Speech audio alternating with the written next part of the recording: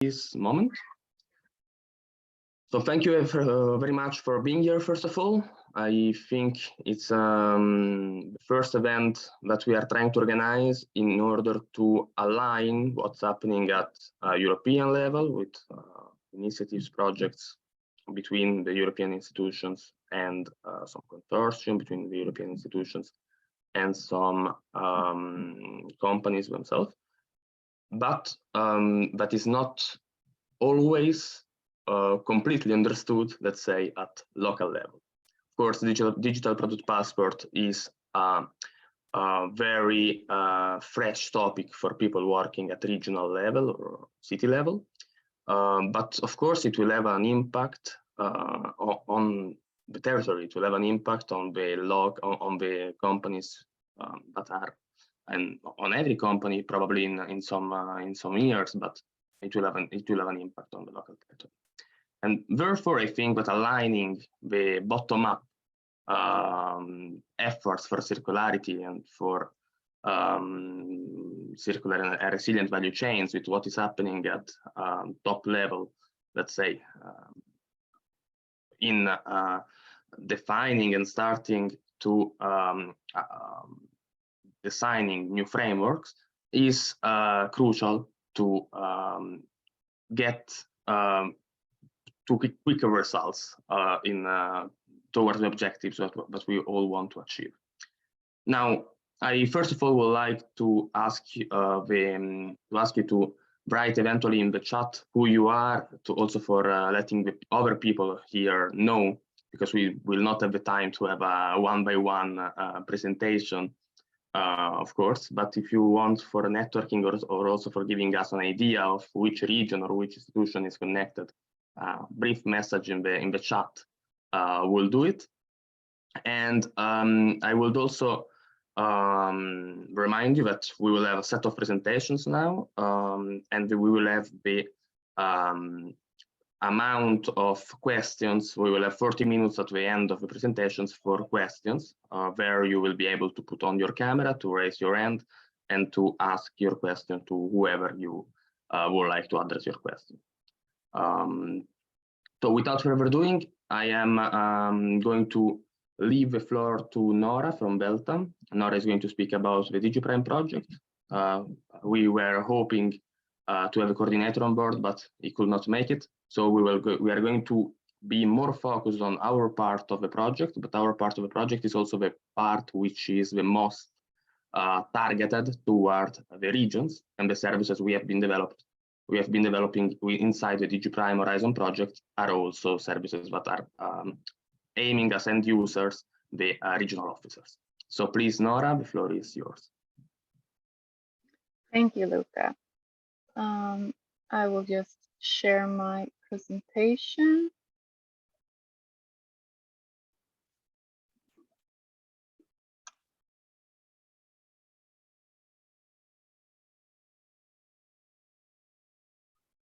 So yes, I will be presenting the task 6.5 of DigiPrime, which is cross-regional value chain identification and open innovation services. Let's see. First of all, I just wanted to say thank you very much, everyone, for participating, and to the speakers, I'm looking very much forward to hearing your presentations. So I'm Nora Åsling. I can begin with just a brief presentation of me. I'm a project assistant here at Veltha, and Veltha is the task leader, as I said, of this 6.5 task.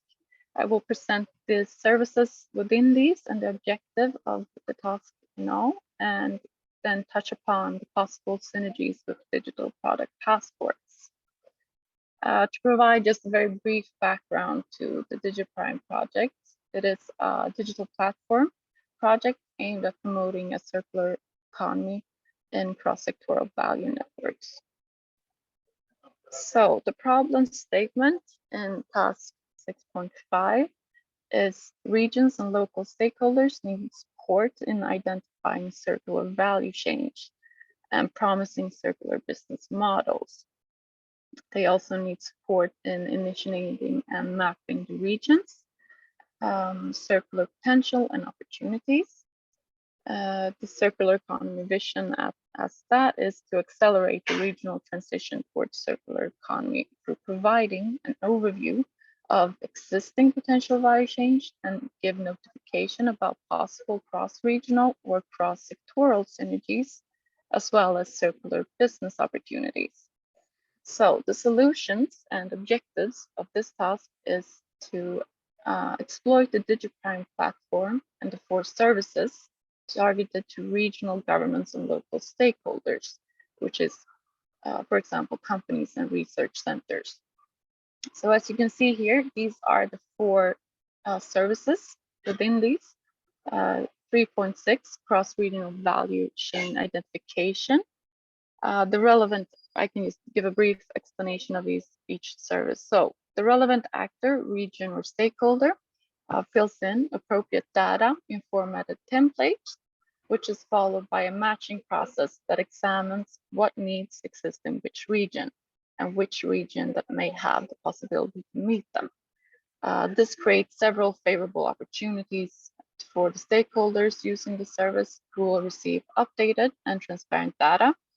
They will receive indication of possible cross-regional value chains and an exchange of research that can further assist them in a transition towards circular approaches. Service 3.7, material flow monitoring and aggregated system-oriented KPIs, is a service that you can describe almost being a policy assistant for stakeholders. In giving stakeholders an overview of where, what, and how material changes, it also gives them the tools to analyze what should be alternated in order to optimize a circular system. By being able to monitor the material flows, decision-making is simplified as stakeholders are informed of their potential.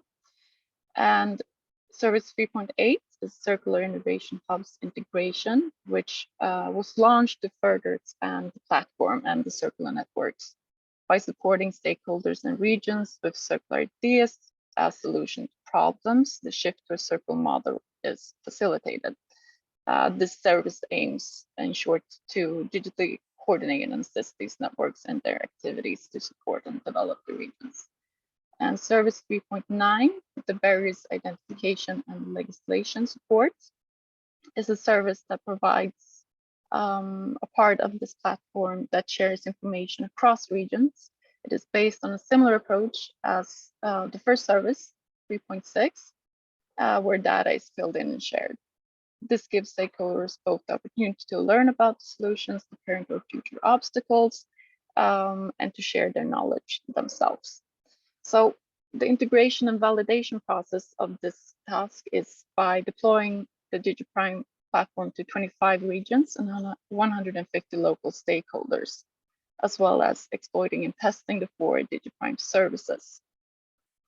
And the expected impact of this is identification of emerging ideas and other companies' capabilities, bottom-up identifications, notification of possible exceeding of wasted materials, and demonstration of hotspots, which is flow or a process in the value chain that has a specific negative impact.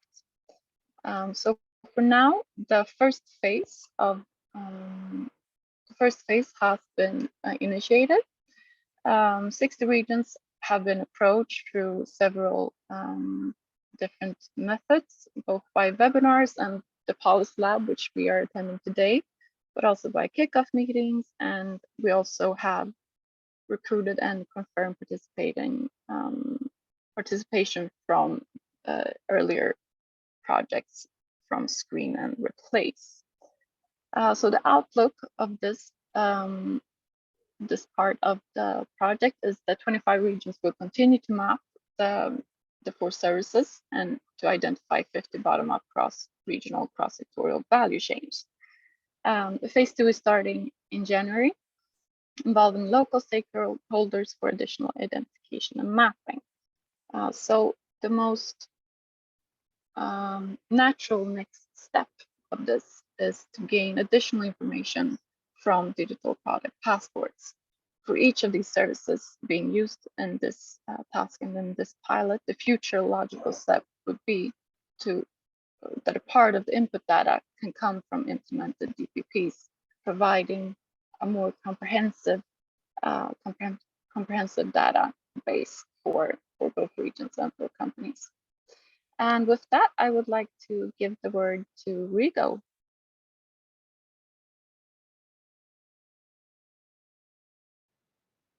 Can you hear me?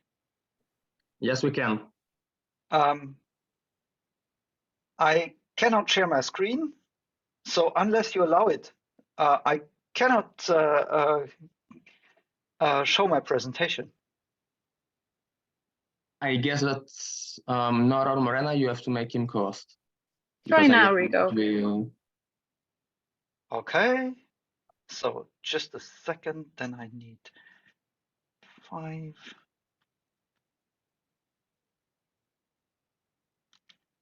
Now I have desktop 2. Share. Can you see my presentation? Yes, we can. Perfect. Okay. Thank you. Today I will present you the CIRPASS project. The CIRPASS project. Wait a minute, I need to arrange something. The CIRPASS project is a coordination and support action. It's 2 million euros and 30 partners. For those of you who know about projects, that already sounds fishy, because how would you share 2 million euros with 30 partners, and that on a duration of 18 months? It's challenging. It's a project about this product passport. Everybody's interested. So we have a lot of partners that are participating in CIRPASS without taking any budget. Duration is 18 months. We started in 1st of October, and we are in the Digital Trust 01 DigiPass call. From this whole abstract of the presentation, I highlighted you the definition of a digital product passport is a structured digital collection. It's not a single thing. It's a collection of product-related information, including data on sustainability and circularity performance, whose objective is to facilitate circular value retention and extraction activities such as reuse, remanufacturing, and recycling. So the DPP is seen as a service function, a service to those who will contribute to the circularity, make their life easier. So the main objective of the project is twofold. The first, we need to create an inclusive forum facilitating knowledge sharing and discussion, because there are at least 100 ideas about what a digital product passport is supposed to be out there. So we need to listen to all those people. We need to take their ideas and their requirements and trying to make sense of it, which is challenging, especially in 18 months. And then we want to build a consensus in 3 prototypes. This is a consensus building which is use case driven. And this is in the battery sector, in the textile sector, in the electronics sector. And there, a prototype really means rather a description and a road mapping exercise than rough consensus and running code for the moment, because the project is too short and too small to have really meaningful software. So look at it also as a road mapping exercise. From this main objective, we deducted the core objectives and additional objectives, which is a cross-sectorial definition and description of the digital product passport, which requires a data model that is useful, clarified requirements, especially to product identification. This is one of the main changes. I come back to it. Propose an exchange protocol. How do you get to the information? Key data circularity, and we need to have open standards if we want to do that, because the object I come to it is that we do a decentralized model, and there you need standards, and develop use case and roadmaps from the piloting, so use case driven. And the additional objectives is, as mentioned, cross-sectorial open stakeholder dialogue. We will have workshops and hearings similar to this one. Create an inclusive forum, meaning if you have questions, don't hesitate to be involved. Don't hesitate to contact us. But as there are many people contacting us, it may be some delay and it may be difficult or short. But I think over time we try to get everybody on board. We want to provide an initial evaluation methodology, because we need to, if we do use case driven stuff, we need to benchmark this also. And how does that look in the project? Is we have three technical work packages: the information architecture, which is mainly the data formats; the system and framework architecture, which is how do you get data from A to B? How do you do access control and all that? Work package 4 is landscape. Gazillion standards already out there for circular or green economy and stuff. And we need to have a landscape of standards and need to choose between the standards we will use for interoperability, but also identify gaps where we have to do our own. So then we have this work package 5, which does the prototypes and road mapping, which has this cross-sectorial viewpoint where everything comes together to build a really sustainable system. And of course, we have the usual dissemination, communication dissemination. And here you see, this is really a really big consortium. And I'm twice on this because I'm ERCIM and W3C. But there you see the verticals, batteries, electronics, and textiles, and you see the technical coordination, the researchers, and the people for technology transfer, which then is here a different viewpoint on this, is really how do we do technology transfer, meaning we need technology and academic providers, we need standardization for interoperability, and standardization is a way to do technology transfer, community and exclusiveness, and we need to balance industry research and standardization, and we want to be neutral. So there is not a specific company solution that just will make the race. And this is for the planning. So you see, for example, in the liaison to stakeholders in T42, that we have every other month, we have those liaisons in focus, that the technical development is nearly going until the end because the project is so short, will be challenging. So the goal is really to increase the integration of novel data sources, meaning, first of all, we need to gain access to the existing information. There's a lot of information out there.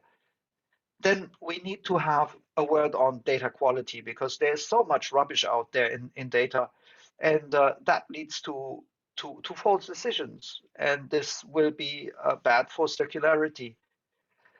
Then it should be made easier for actors in the game of circular economy to access the information, and then to encourage the production and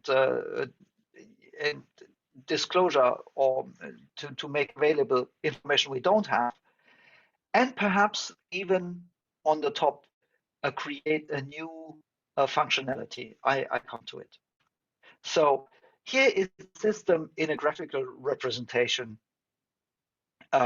You see that every product, the entire system will be product centric. That means the most important point in the entire system will be the product identifier. When I can't identify a product anymore, I can't get into, I need to do what we have today, meaning look for a certain category of product and then derive from that category that the thing I have in hand is the same as the category, and then look for information. But if I have a product idea, it's like in the supermarket, I scan a barcode, a QR code or something, and I immediately get my product passport. But this simplicity needs a lot of complexity in the background, and here you see that complexity. So we need this new unique persistent ID for the product. We need persistent data carrier on the product itself. Today it's on the wrapping. So when you throw away the wrapping, you have thrown away all the information. So we need this QR code on the product itself, so that when somebody finds that in nature and just disposes it into the recycling bin, that the recycler can actually make sense of it. And then we need a digital connector, and we need an information architecture and IT architecture so that we can access this digital twin information, this informational twin of your product to gain information from this. So again, the prototypes do not need to be validated or demonstrated. If we get to it, we are all happy, but we don't we haven't committed ourselves to fully operational prototypes. And yeah, and that's from my side. Only 1 minute over. So you see, coordinator is Caroline Bernier, admin contact is Timothy Durant, and my name is Rigo Wenning from W3C. I work with Marcello, especially in work package 3. Thanks so much. Thank you very much, Rigo, for your simplicity in telling us a very complex topic. I think it was very easy to understand at every level, and we are having different level of technical skills today. So thank you very much for your efforts.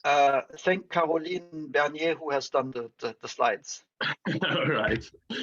So you have mentioned the 3 sectors where we are going to pilot the digital process passports, and the next speaker is coming from one of these sectors, because it is Mario Malzacher from Circular.Fashion. Are you here, Mario? Yes, just joined. Good morning, everyone. So let me share my screen shortly. Sorry, I have to move Windows shortly.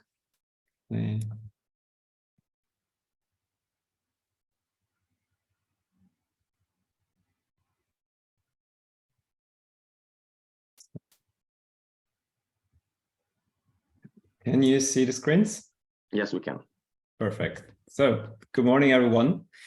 I'm co-founder of Circular.Fashion, and I will tell you today about the Circularity ID, what we use for the textile industry, and how we can use certain information and expertises which we make for the DPP, and what we do in the field of DPP work.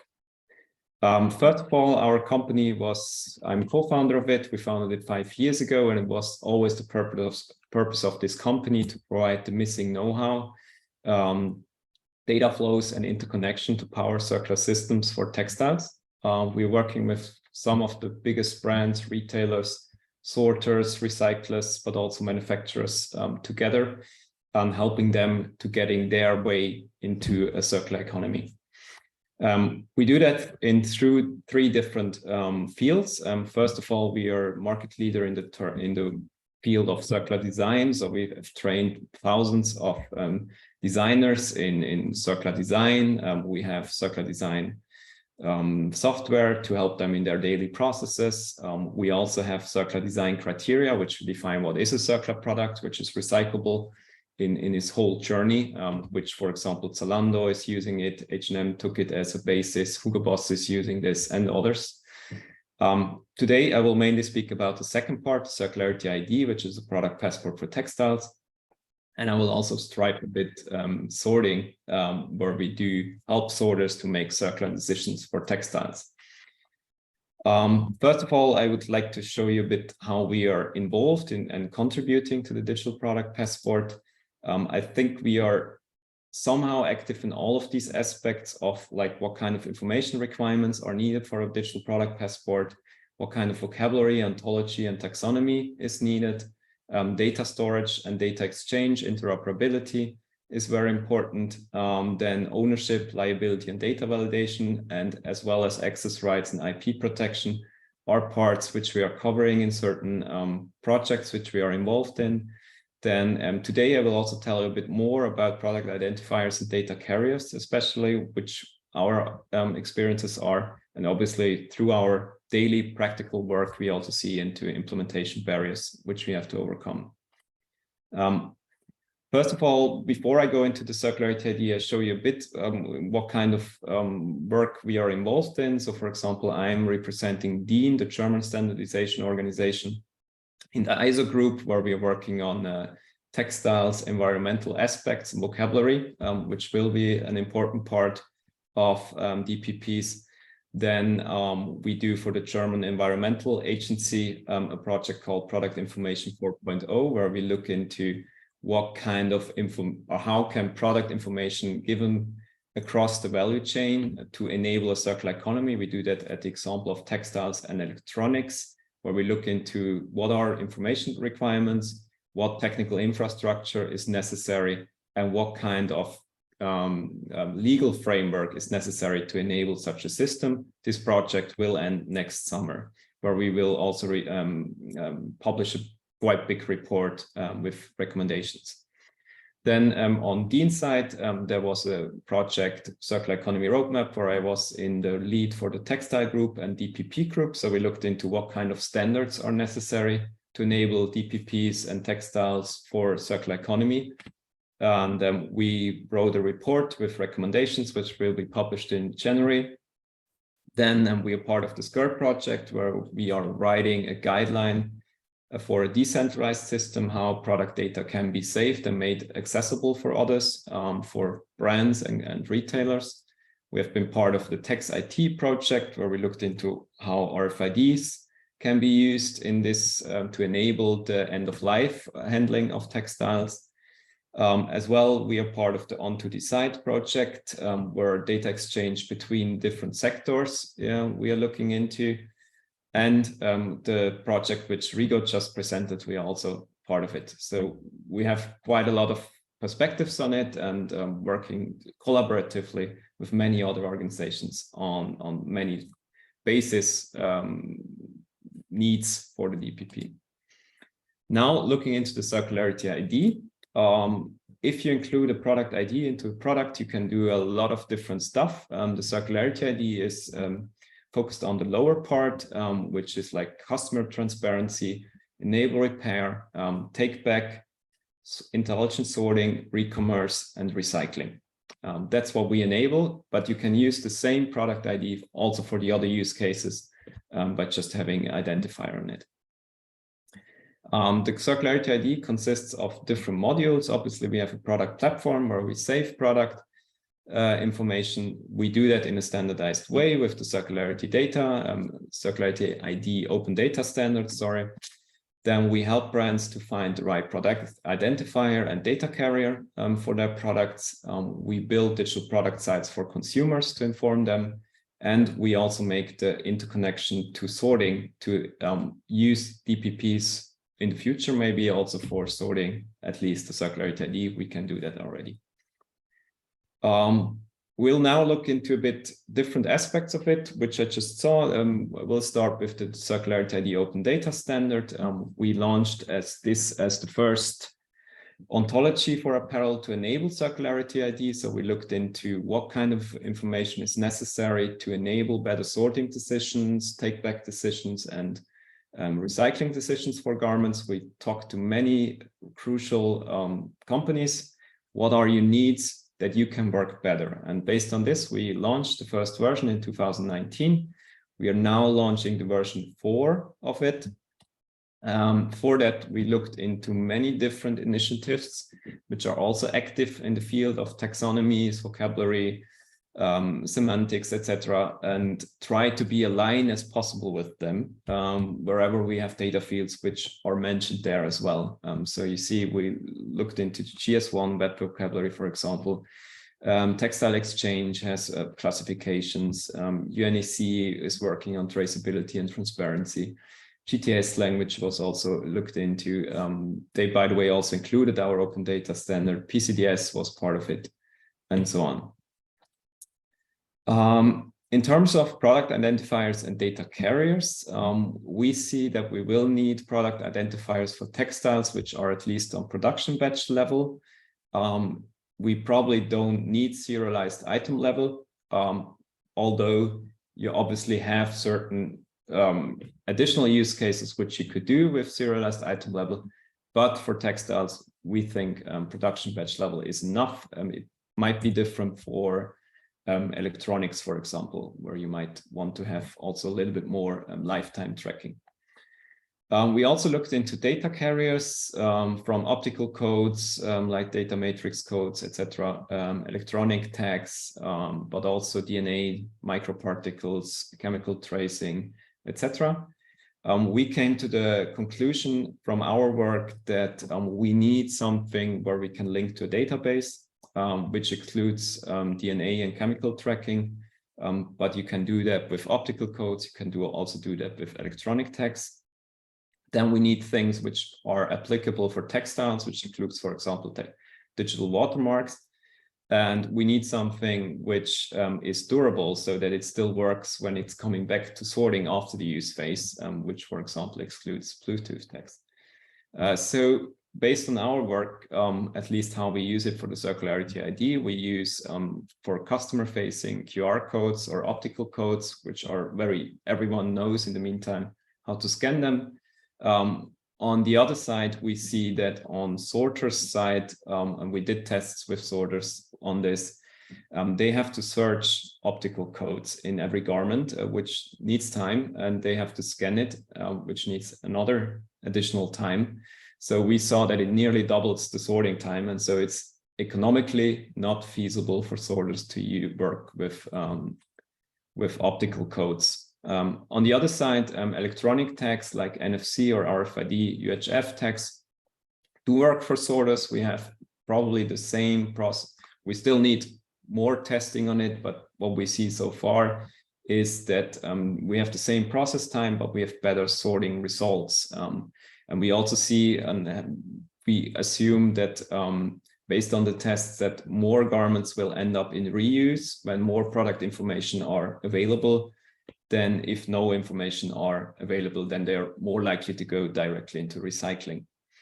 In between, there are also hybrids and NFC. NFC can be used for both with ISO 15693, or there are also hybrid tags out there, which, for example, combine RFID with QR codes.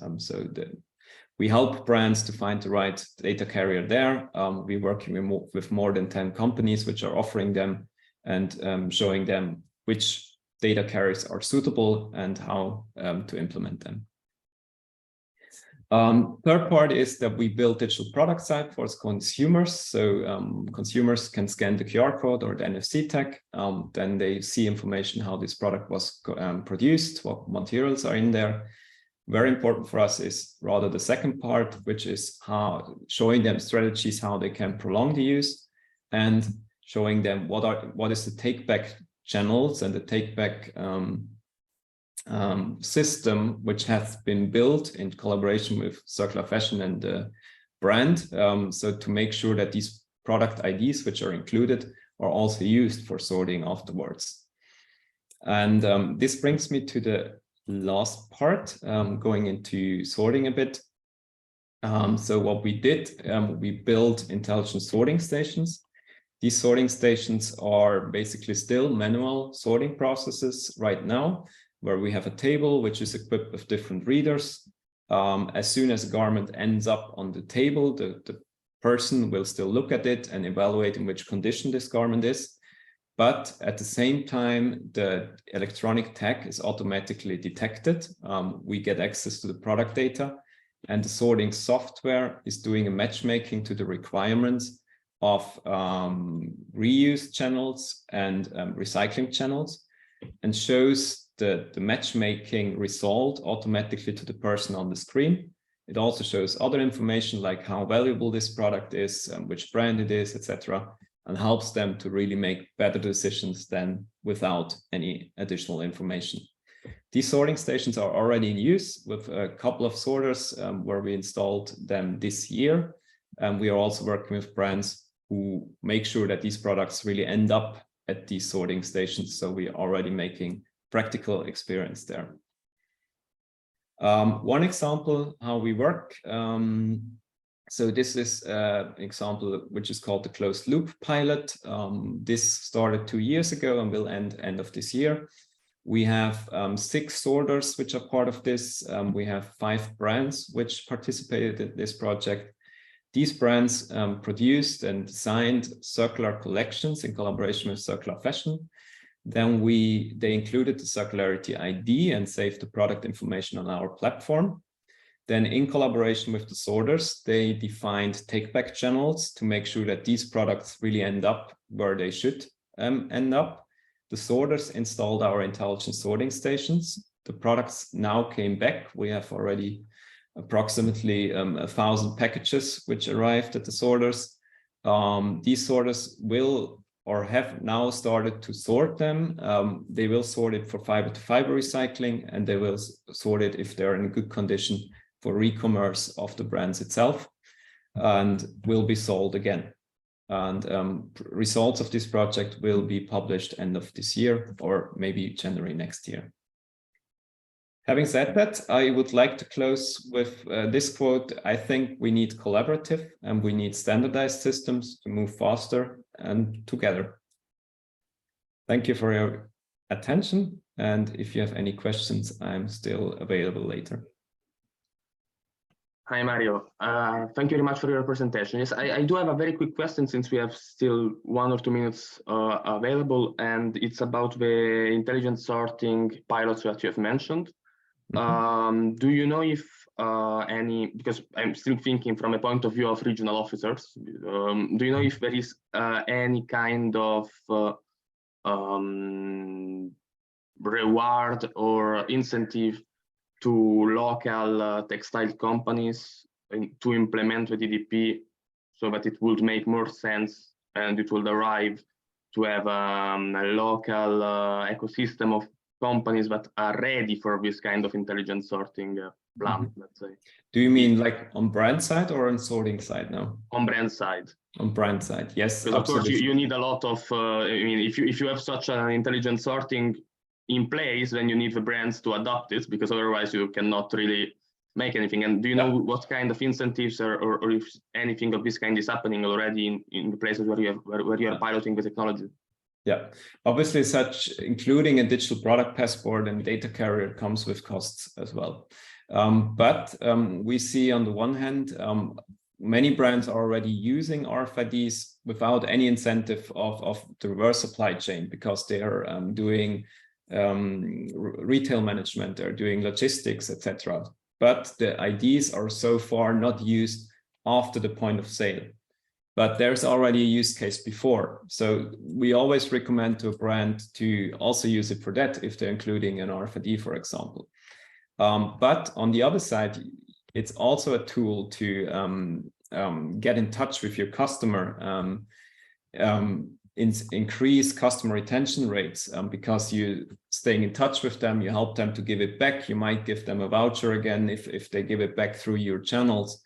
And very important, as soon as you have these IDs inside, you can collaborate with the sorters, which, for example, can select garments for you again, prepare them for re-commerce.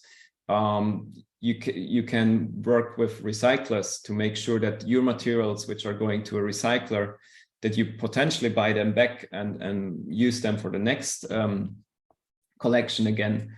So you enable a lot of new use cases which are not unlocked otherwise. So there is a payback, and this is how we motivate definitely brands to do it. But obviously it also helps if we have on legal side, the DPP will be there.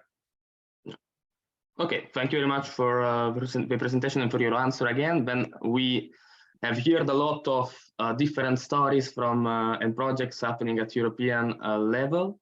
But now let's bring this to a European Commission. Let's bring this to a European dimension. Sorry Yes. for interrupting, but Sasha Blomhoff presentation. Yes. Should go on as well for the European Commission. Yeah, Okay. I can switch, yeah? Whatever is the right I order. was actually yes, because then there is the Diane project that arrived at the end, and it's again I thought it was a nice combination of the two. Don't worry, then let me know which time, that's fine. Sorry for, I mean, if you would like to present now because you have other No problem. Do it your order. I will wait. I'm sorry for the agenda. Yes, thank you very much. Thank you. Yes. So as I was saying, I would like to go to Mr. Michele Galatola from the European Commission to understand also from the European Commission what are the benefits of the digital product passport we can expect. Yes, thank you very much, Luca, and good morning to all the colleagues.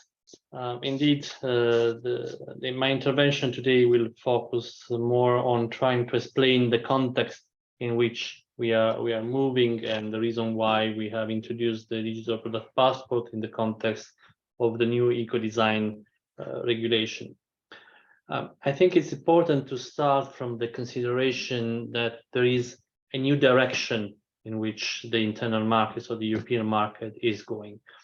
There is an ongoing evolution of our economy, an evolution which is driven by digital and green transition, and this has a significant impact also on the circular economy transition. And this should be seen also from the perspective of legislators like we are, or like member states. This change in the economy, this evolution implies also that we need to draft policies in a different way. I need to draft our policies embedding these new objectives and this new mechanism, looking at product characteristics, but also at the different parts of the value chains that before were not even in scope. For example, the data about the origin of a product, its composition, its performance, its circularity is intrinsically linked to the value and the sustainability score of product. So based on the increasing demand on relevant product information and also building on the emergence of technologies that can improve product traceability and transparency, there are enormous amount of data that becomes available in relation to products. And with that, the digital and physical worlds are coming closer and closer together. So this is the starting point that we have to look at. This means that the transition to sustainability and circular economy requires smarter management of product-related data across the whole product life cycle. Ideally, we should start from the sourcing, then the manufacturing, the use and the reuse, and then ending with the recycling of products. And as was said already by some previous speakers, most of this information already exists somewhere, but is not made available to actors along the value chain. This is a lost potential for the entire economy, and this increases EU dependency on primary materials and energy. We need to remind ourselves that circular economy is primarily about value retention in the economy, and increasing the value of products is bound up in the data they hold or in the data that these products generate. So the loss of this data implies a lost value for companies and the wider economy. It means less informed consumer and authority, less efficient process along the life cycle of the product. It means loss of functionality for consumers and also implies negative environmental impacts or premature replacement or missing information. So you see that there are a lot of implications related to the mismanagement of information. And that is where we see the digital product passport as a really powerful tool, because it may greatly help creating new business model and promoting the competitiveness of those industry actors that really embed in their daily practice the core principle of circularity and sustainability, which means that the DPP can become a tool for gaining competitive advantages and market shares. The DPP is a tool that, as I said, builds on digital technologies for product identification, tracking, and tracing. It enables access to information on products, but at the same time, it has to protect intellectual property rights and trade-sensitive information. There is another element of the DPP, which is, we think, extremely important, and that is the role that it can play to help market surveillance and customer authorities to perform their daily tasks. And this is extremely important in order to guarantee the level playing fields between different companies.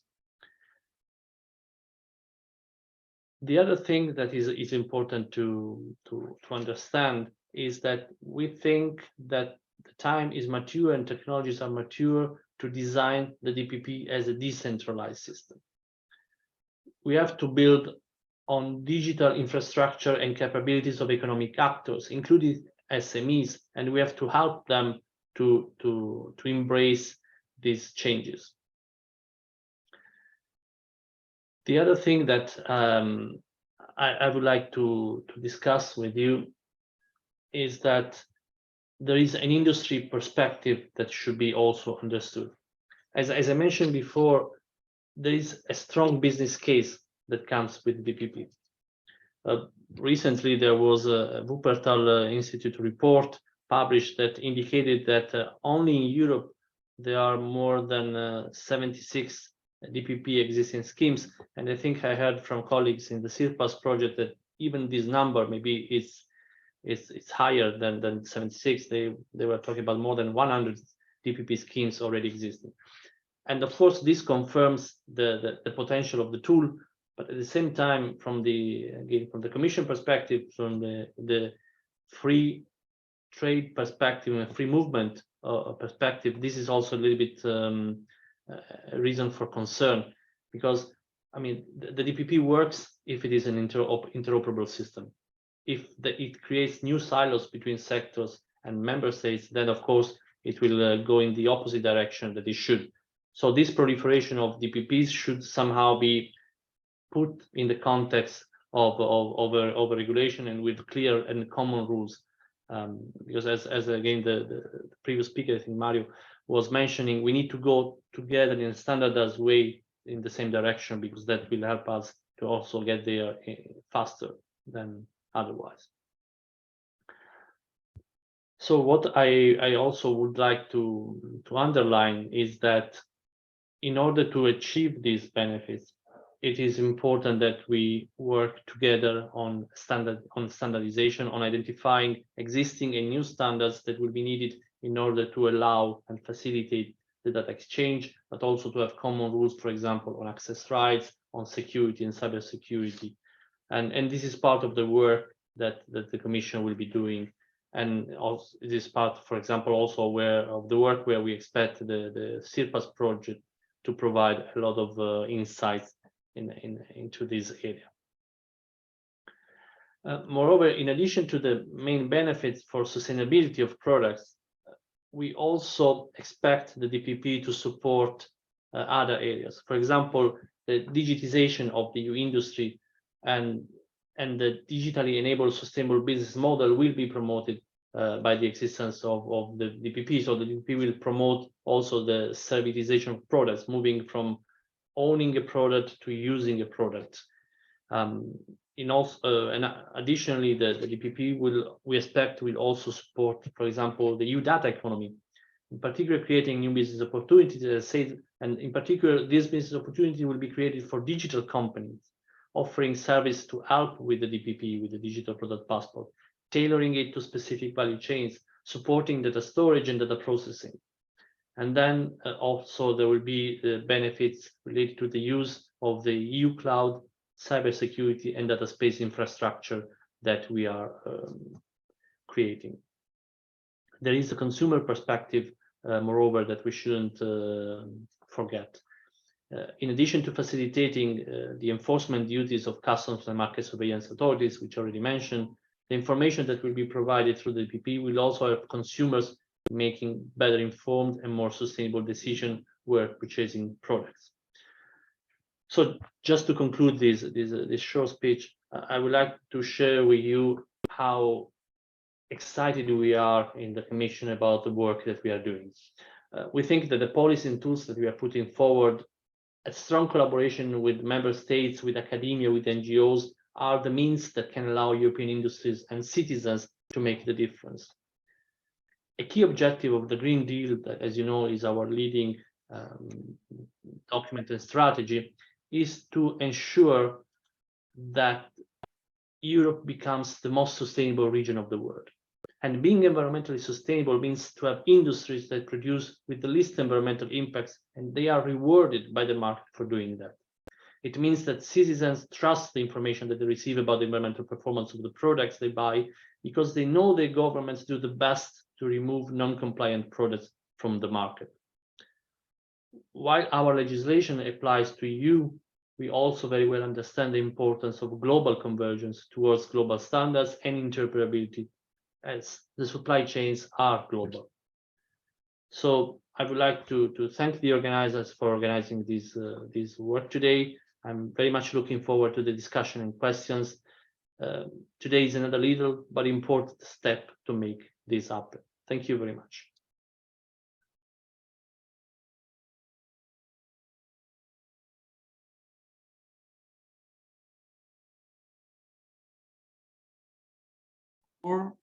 Thank you very much, Mr. Galatola. Are you going to stay until the end of the question, until the end of the session, or are you leaving now? Because there is a question in the chat, which I'm planning to stay unless there is any emergency that will require my attention.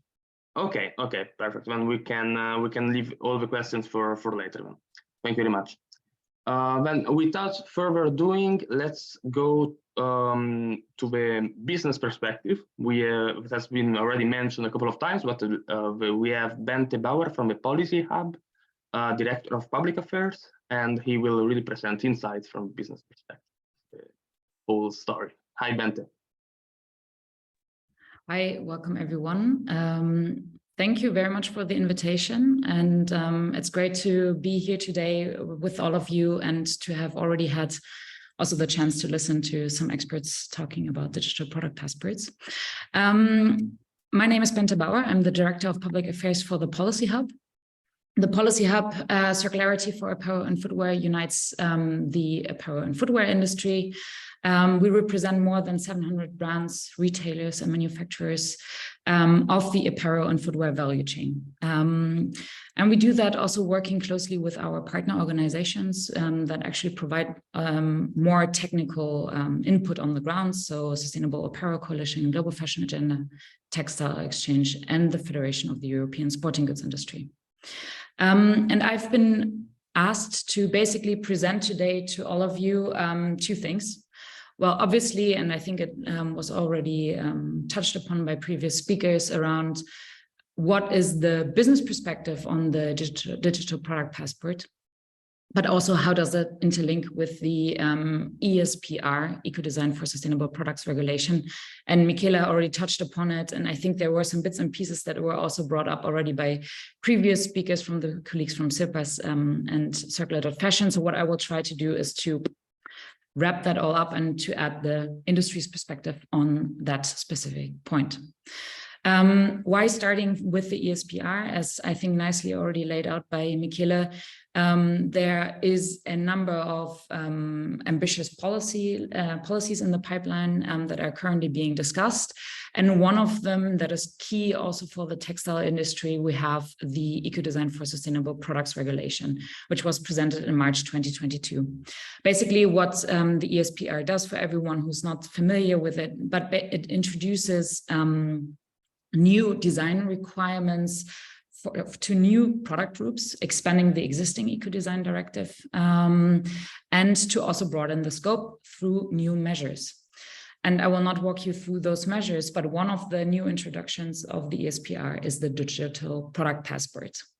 And there will be, of course, one important question that is relevant for the industry, but I'm sure also for member states and the regions, is the enforcement of those measures. And I think this is clearly where there's an interlinkage between the DPP and the ESPR specifically. So this is what I will then now try to bring together, because we do, and I just want to echo also what Michele mentioned earlier, we do see the DPP as a big opportunity, specifically in the context of the ESPR. And I think for several reasons, and I will try to really let those key messages, basically bring them on the table so that you can take them home for further discussion. We do see it as a chance insofar as that we believe that it's a good direction to increasingly digitalize product-related information. Why? Because it's basically creating more easily accessible, complete, and up-to-date information. Of course, if you have, let's say, more the traditional paper-based information, they might not be accessible to everyone. They might get lost, and it's harder to update them on a regular basis. Also, and I think this is also quite important from a company's perspective, and it touches upon the enforcement aspect. The DPP is an opportunity for us as a sector to provide information once, rather than having a multitude of information requests. And I think this is specifically relevant now also to this workshop, having in mind we have regions here presented. The ESPR is a big chance and a big change for our sector, and hence we're really eager to make sure that we focus our efforts on driving impact rather than providing information pieces to different audience. And then this links to the enforcement, because of course also for the regions, for member states, market surveillance authorities, it will be way easier to assess a DPP once, check all the information that is needed to prove enforcement, rather than having to look for information, waiting from answers from companies. Then another point that also was mentioned by Michele, the interoperability. I think, again, there's a big opportunity here not to have this multiplication of data and information requests, but just to pull the information that is already out there, because there is already information available here and there, to make sure we have one platform and one tool to share those information. And that brings me to the potential target groups from our perspective. I think that many or all of them actually have already been mentioned today.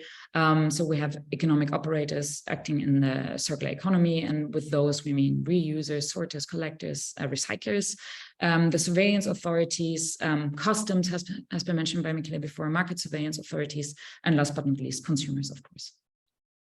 But what, from our perspectives, are also the success factors? And here, just a couple of points.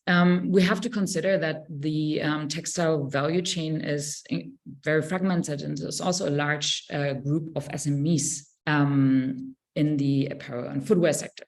So we really need to make sure that we have realistic implementation timelines, meaning that uploading information, collecting them, that takes time and it takes efforts, and specifically for SMEs. So let's make sure that we have solid timelines actually to answer those requests. Then one point that has been mentioned also by Mario already, the universal data carrier. Our idea is that this data carrier needs to be scalable and cost effective. And this again comes back to, we have a multitude of different companies. Some of them have been already working on pilots, but it needs to be ensured that such a data carrier is actually accessible to all players in the value chain. Relevant information needs to be provided. I think this is something we need to, specifically from a business perspective, need to consider. Sharing information for the sake of sharing information is, I'm sure, not what we want to achieve, but we want to share information that is relevant to the respective audience, which comes then to the second point, that such information should be available at a need-to-know basis. And one point that I want to flag is that the DPP, whilst it has, of course, many opportunities, we need to also be clear that sometimes maybe there are different technologies that can answer the same request more efficiently. Just to give you one example, we know that for sorters, one of the biggest challenges actually also to identify or to assess and evaluate what garment needs can be recycled, yes, no, should be reused, yes, no. And there are NRI scanners, for example, that can be a tool that are cost effective and efficient to help sorters to basically make their processes more efficient. So this is just something we need to keep in mind.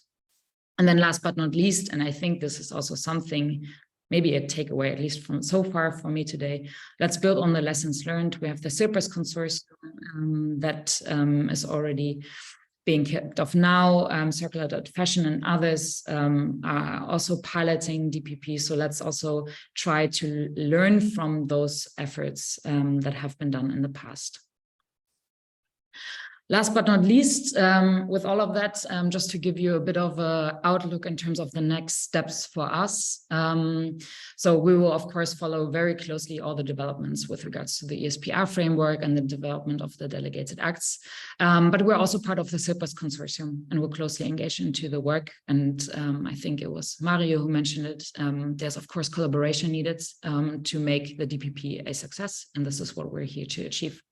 So yeah, on that note, we will be also updating our position paper. So I'm more than happy also to share it with this group once available. And I think from our perspective, the key messages are a harmonized approach, digitalized information, and to really make sure that enforcement is also effective. Thank you very much, and I'm happy to answer any questions later on or also via email. Thank you. Microphone, here we go. Thank you very much, Bente. Thank you very much for your presentation. I think it was very interesting, and we are getting already several different points of view. There is a lot of overlapping, but also a lot of different direction where we are going. So I think it's very is getting, you know, the amount of content I'm seeing today is nice. Thank you for all the speakers until now, because I think it really has a value to bring so many people working in different ways on the same topic. So let's go to the next speaker, which is Thomas Götz from the Wuppertal Institute. He is the co-head of research unit Energy Policy, Energy and Transport and Climate Policy. He is going to present the report on Digital Product Passport, the ticket to achieving a climate neutral and circular European economy, ? So please go ahead, the floor is yours. So yeah, thank you very much for the introduction. So I will share my screen now, and I hope you can now see the presentation also in full screen mode. Perfect. So yeah, I will directly start with that. And first, some disclaimer on that. So we did this study together with the colleagues from the University of Cambridge Institute with Sustainability Leadership. And it was also done and contracted by the CLG Europe group. And so they were already also involved. Some of the people also today in the call are part of this. So we will also give a big broader perspective on these points there. And first of all, the overview of the report in total, what you can expect. And this report is too long to present it in detail today. So it contains, of course, extensive literature review on the digital product passport, as mentioned before, the overview, what is happening there. Also the related policy and initiatives, also in a worldwide perspective, a lot of things are going on. Also this you can find there. But also what we did is a broad discussion with business representatives and to form the respective conclusions and recommendations for the implementation of the product passport. Yeah, and today I will focus more on the results. Therefore, only briefly, that has been mentioned by the speakers before. Why we need a digital product passport is clear, especially we have to address the problem of data loss along the value chain. And especially because at the moment it's non-standardized information flows, and often after even the producer the data is lost, it gets even worse over the distributors and to the customers, and the recyclers or reusers at the end, they don't achieve any relevant information at all often and have to gather in a very complex way on their own. And this exactly we heard is the target of the product passport. And so it's not surprising that a lot of discussions have been going on. And just to give a bit few back on that, this already started back in 2013 with the first discussions on that. But of course, you can see, and it's only a very brief overview, what is happening now with the Green Deal. Now it get really new impulses there in several policies going on and starting. And I think the most prominent one for the product passport already started with the battery regulation. This contains also the so-called battery passport, which is, of course, the version, the digital product passport specific for larger batteries. But also now, of course, as we heard this year, the Commission presented the Ecodesign for Sustainable Product Regulation proposals, where the passport is really a core element and strongly implemented. But closely linked with that are also other regulations like the Construction Product Regulation, and also the strategy for sustainable textiles. And of course, this also reflects now, as we heard from the colleague from the CIRPASS project, where we are also involved exactly in these three prototypes on electronics, batteries, and textiles. But of course, many other product groups will be linked in that and will receive the learnings from the studies. And yeah, as we see now, it has to be going fast, starting now, and have the prototypes rather soon from these projects. And therefore, it's even more relevant. Again, we heard already some business perspectives today, yeah, we did an interview and workshops also, of course, with the members of the CLG Europe task force on climate neutral and circular materials and products. Just also to remember, because the Ecodesign for sustainable product regulation shall also address new products like basic materials like cement, steel, or chemicals could be potentially included. Parts of it, maybe cement, also in the construction product regulation. And so we have to deal with much more complex products or different products than before. But also we discussed with other stakeholders so that we covered the aluminum and steel industries, insulation, construction materials, or consumer goods and lighting, but also the latest stage of the value chain like retail or designers or the creators of such digital solutions. So we had already heard, and it's also the broader perspective of business.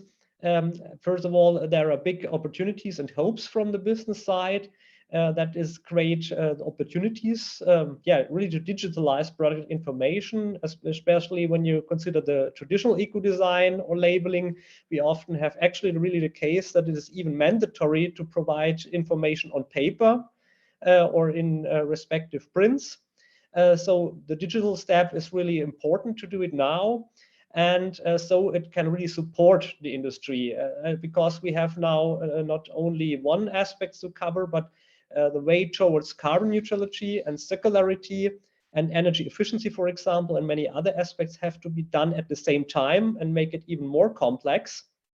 And so it's even more important, especially also for consumers, but also for decision makers to get really the right information they need to make more sustainable choices for products. And accordingly, this also creates the respective incentive for the producers and manufacturers really to create such sustainable products also before even such regulations come actually into force. Yeah, then also that's also a bit extension of what has been said in the presentation before from the perspective. But the business has also some concerns when it comes to the implementation of DPPs. First of all, what exact product groups will be covered and materials? As you know, we had heard now these 3 prototypes, but the Commission has plans for up to 30 product groups to be covered until end of the decade, which still have to be decided in a new Ecodesign working plan. So it becomes very crucial which products should be covered. Of course, most likely products that have very high impacts or high impact to the market and production. So these should be carefully selected in discussion with the stakeholders. And then, of course, it means what actual information should be included in that product passport, because all of these products have information requirements, and it can be a huge amount of data. And yeah, this can be challenging, especially to handle. So it should be really be carefully looked at that. And then also what kind of transparency and granularity should be achieved. That's more or less the same basic question that leads also to the next one. How can it be managed so without compromising intellectual property rights of manufacturers, but really to create new value for them? So yeah, that means these benefits should be really used for that. Also another point, especially when it comes to new eco-design regulation, means for market surveillance, of course, the data has to be reliable. The colleagues said it before. It's very important for business, especially in Europe, which are leading the market, that there is no circumvention of these new regulations, and the product passport could be key for creating this level playing field. Then also data has to be really comparable also in terms of their standards. When it comes to products, you know, from appliances, there's a label today already you can select from. But when we think about more complex products like steel, for example, manufactured worldwide, you would have to ensure that really one steel product is exactly comparable when it comes to carbon footprints, for example, with another similar product. And this requires a lot of standardizations also as background for all the data to include it in product passports. And this exactly is the precondition, besides transparency, also to create such traceability and consistency along the full value chain, because you need the same data format and you don't have to change it and to create incompatibilities.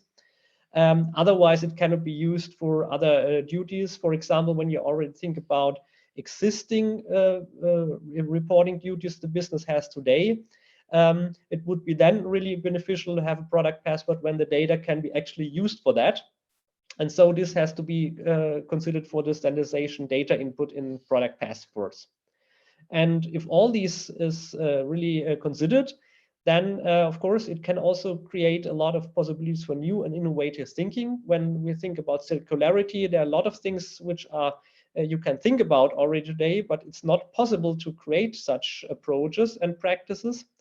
And this meaning, the other point, when it can be really achieved, it could really create completely new business models, which are still not possible at the moment.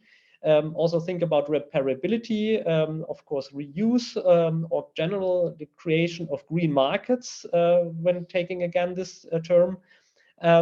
Which is also relevant, for example, for investment decisions, not only by public procurement, for example, but also from companies which have sustainability strategies, and they require, of course, that their whole value chain is, according to these rules of these labeling or schemes or similar approaches. So, and also not to forget, business has a lot of product liability tasks to be fulfilled. Also for that, it would be good, the product passport could be a supportive tool to take over all these efforts which are already there and to ease up the life for business, but also for the market surveillance, not to have to cover different or manifold different databases or systems. And because that's really very relevant, as we also unfortunately learned this year, that with, let's say external geopolitical shocks, a lot of value chains broke down because a lot of companies didn't even know where the suppliers provided their products from. And when it comes to regions which are not available anymore, the security of supply is really endangered and could be supported by product passports if it's really covered where all the products and the intermediate products before are coming from. And yeah, this brings us also to our recommendations and conclusions from that process. We heard, first of all, that other EU regulations and the product passport should be aligned with the ESPR approach, the Ecodesign for Sustainable Product Regulation. In particular, we have seen it with the construction product regulation, but also the battery regulations. These are similar approaches, and of course the wheel should not be reinvented several times, but should really focus and take the eco-design approach as the core point, and the other should be ideally compatible to that one. And of course this is relevant for the IT infrastructure that has to be built up. This is the technical side of the product passport, so that all the existing information can be easily linked to it without duplicating the data, but rather integrated and sourced and crawled from existing databases. And so the EU should rather create the enabling environment to create that by standards and standardization and guidelines, but not necessarily by creating a new own big databases. But as we heard, that's also not the target of the Commission, but rather to focus on guidelines and common standards, but also to link with these international initiatives, especially when thinking about a lot of things going on for the basic material industries like steel. It is actually the case, but also chemicals and cement. There are a lot of international activities to align the standardization, for example, the carbon footprinting approaches, so that the data really becomes comparable worldwide in worldwide supply chains. So that this is ensured is really important and a big target also for the development phase. And yes, additionally point, also beyond these mandatory data may be derived from eco-design. There should be also a possibility for additional voluntary data sharing, which is important for many businesses to create added value. Yeah, then also another point, we created this under the term of flexibility and exploration. Really to start now, small but modestly with the DPP testing and pilots. And we have seen now with the CIRPASS project that's exactly happening. But also this will be the case later on when it comes to new product groups. That it's important to have a phased approach which allows a continuous extension and iterative learning, meaning that not from the starting point you can create a perfect system which fits everything. So, but really to see it as a developing approach which can be extended and to save time, but really to start now and early so that this learning can happen in reality. And yeah, the CIRPASS project already does it. Clearly defined product groups are, of course, very beneficial. You don't have to start with the most complex product groups.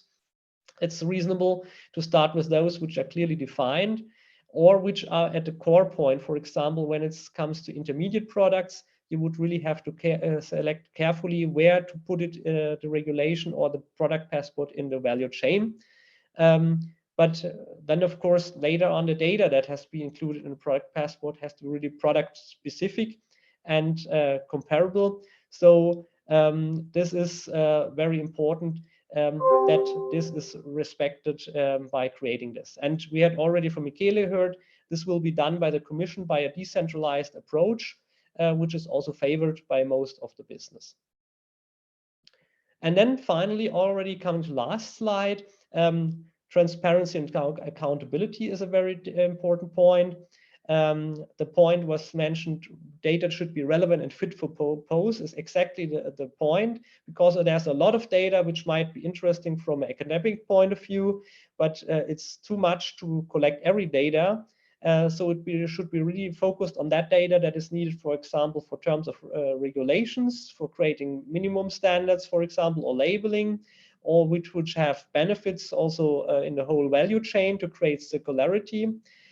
So there should be really a clear scope which data has to be selected, and that is the actual user benefit, and not to create data just for itself, but really to have a use case for it.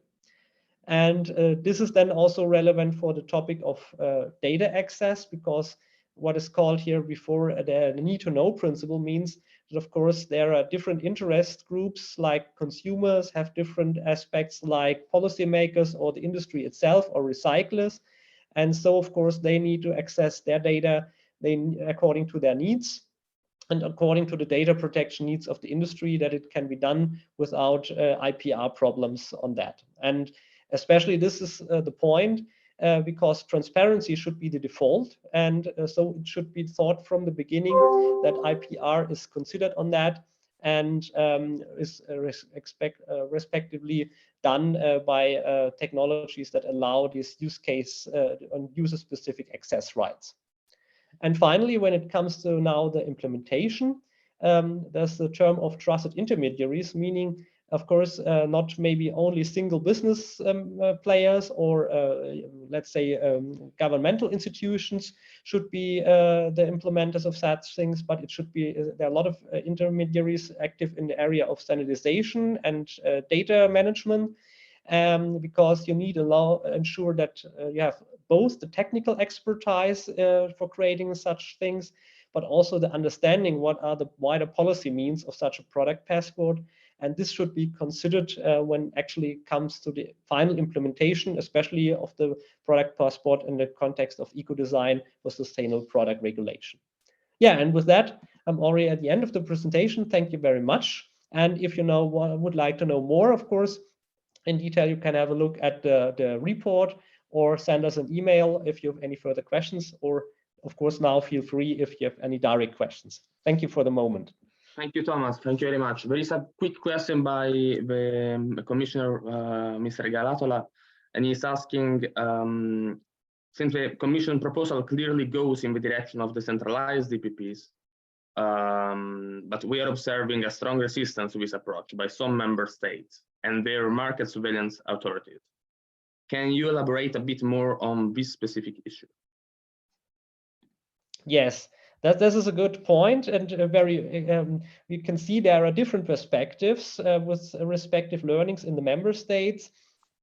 Of course, some see the benefits of the product passport as in market surveillance, but others see also the risks linked to that. And that's exactly the point. For market surveillance, of course, it would be, let's say, from some perspectives, more beneficial to have a centralized approach where you have a big market surveillance database. But exactly in practice, the learning is already now that you have to fill these databases with this data. And so it's not an easy to answer question. Of course, maybe it can be a compromise. Of course, the DPP should be part of the market surveillance, but of course it cannot survey everything. And so maybe select certain data points which are the most relevant, of course, to be discussed in the stakeholder consultation, which should be actually used and which is also, as we have already heard, the big wish of the business and industry in Europe in particular, because they are usually the leading companies in many environmental aspects worldwide, and they want to see their products protected. And so I think that the balance could be the answer to the question. Take several specific points also for market surveillance. Maybe that's acceptable for the member states. Also everything. So I'm not sure if Michele, did you say something? I have just only read a comment, but I heard also something. Or was it different voice? No, it wasn't me, Rigo. It wasn't me. So let's keep the discussion for later then. And thank you very much for answering on to this. And now we are finally arrived to Sasha. Sorry for moving you on the last minute in the agenda. No. Sasha Blumhoff is the marketing director of Niaga. So please, Sasha, the floor is yours. I'm going to share my screen and go to the presentation. Let's see if I can get this in presentation mode. Sorry.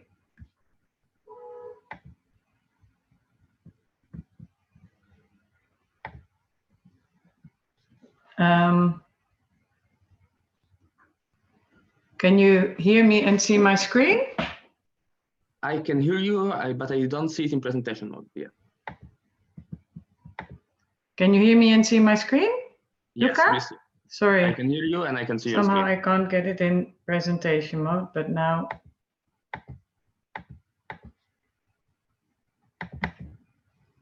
Here we Yeah, go. finally. Thank you for now this, we and see let me presenter first mode. Introduce Niaga to you.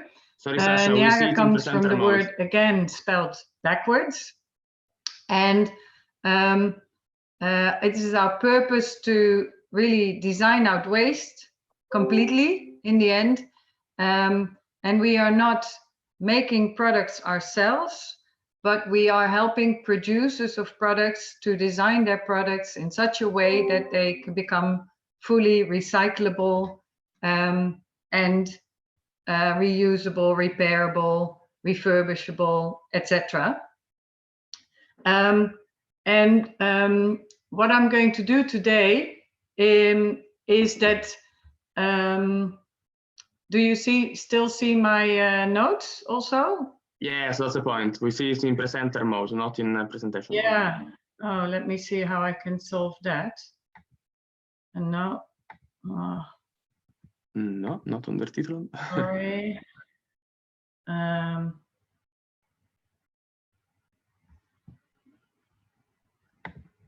Wait 1 second. Sorry for this.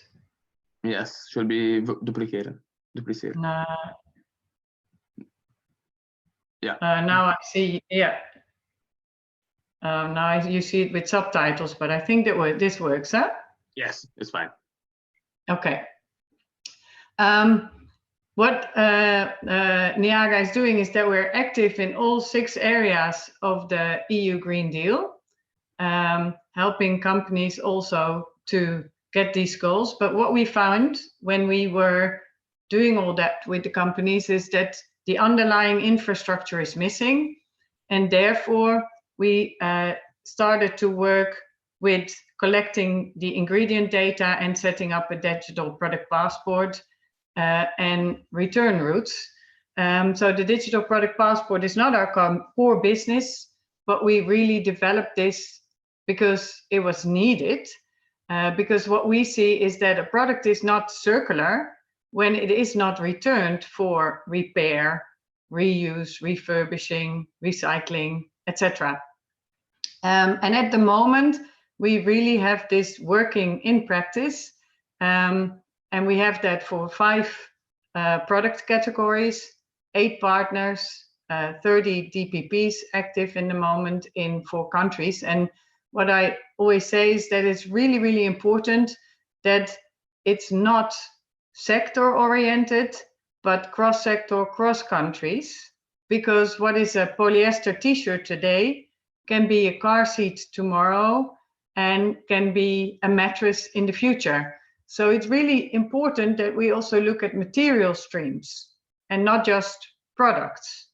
And we fully agree that we focus on product passports, but we should realize that product passports are made up of materials, and that in the end, it's all about retention value of the materials. And the product passport that we have developed is to show what is inside. It's not a certificate or a green claim, and it's not a marketing tool, because that's what we often see happening now. And it's really there to be transparent and substantiate claims and features and to protect the value of materials. And this is the infrastructure that we have collected. So each product has a tag, and that's the products of our partners that are made with our technology. And they have a tag page that leads to a digital product passport and to a return route. And the product passport is what we're talking about, what I'm going to be talking about today. And we're really proud because 2 days ago we heard that we won the EIT Circular Economy Prize with the digital product passport. So that was a really good acknowledgement of what we've been doing so far. And I wanted to share with you how we've been creating this product passport. The product passport is really about ingredient transparency, and ingredient transparency is so important because without that, you cannot often not do repair. It is important for refurbishing, and it is very important for recycling. If you want to do chemical recycling, which is not our favorable route, but sometimes needed, then every tiny little detail is important. And for mechanical recycling also, you really want to know if there, for example, are any additives on a material, because you don't want to be cycling certain hazardous substances, or you don't want hazardous substances in the cycle. So ingredient information is really important. And from the ingredients, the components are built, and then from the components, a product is built. And here you also see why it is so important to have the ingredient data available in the whole value chain from each supplier in the value chain. And we really understand that the responsibility for the product passport is with the end producer. But there is also a dependency on the quality of data in the rest of the value chain. And what we have found is that that data is not available at the moment. So currently we are analyzing all materials for what's in it, which is costly, a lot of work. And by doing so, we sometimes find very interesting things. For example, we had polyester for a mattress, and it contains tiny traces of cotton. And there's nothing wrong with cotton in itself, but tiny traces of cotton in the polyester fully hindered the recycling process. And then we talked to the supplier, and they designed the cotton out, and now we have a full polyester material and component. But there you see how important it is that all that information is there. And also only based on ingredient transparency can you do traceability of materials, components, and then in the end, the product. So the digital product passport that we have developed is brand neutral. It's based on standardized ingredient transparency. It's GDPR and ESPR compliant, so we've taken everything in that is known. It's product specific and product related, objective and fact-based, applicable in a way to all products, because all products consist of ingredients, components, and then the whole product. And you can also add features, you can add information, you can add all the reports that are important, installation manuals, cleaning manuals, etc. And it also facilitates confidentiality because we only, it is possible to show parts as proprietary, but the data is available in the layers behind it.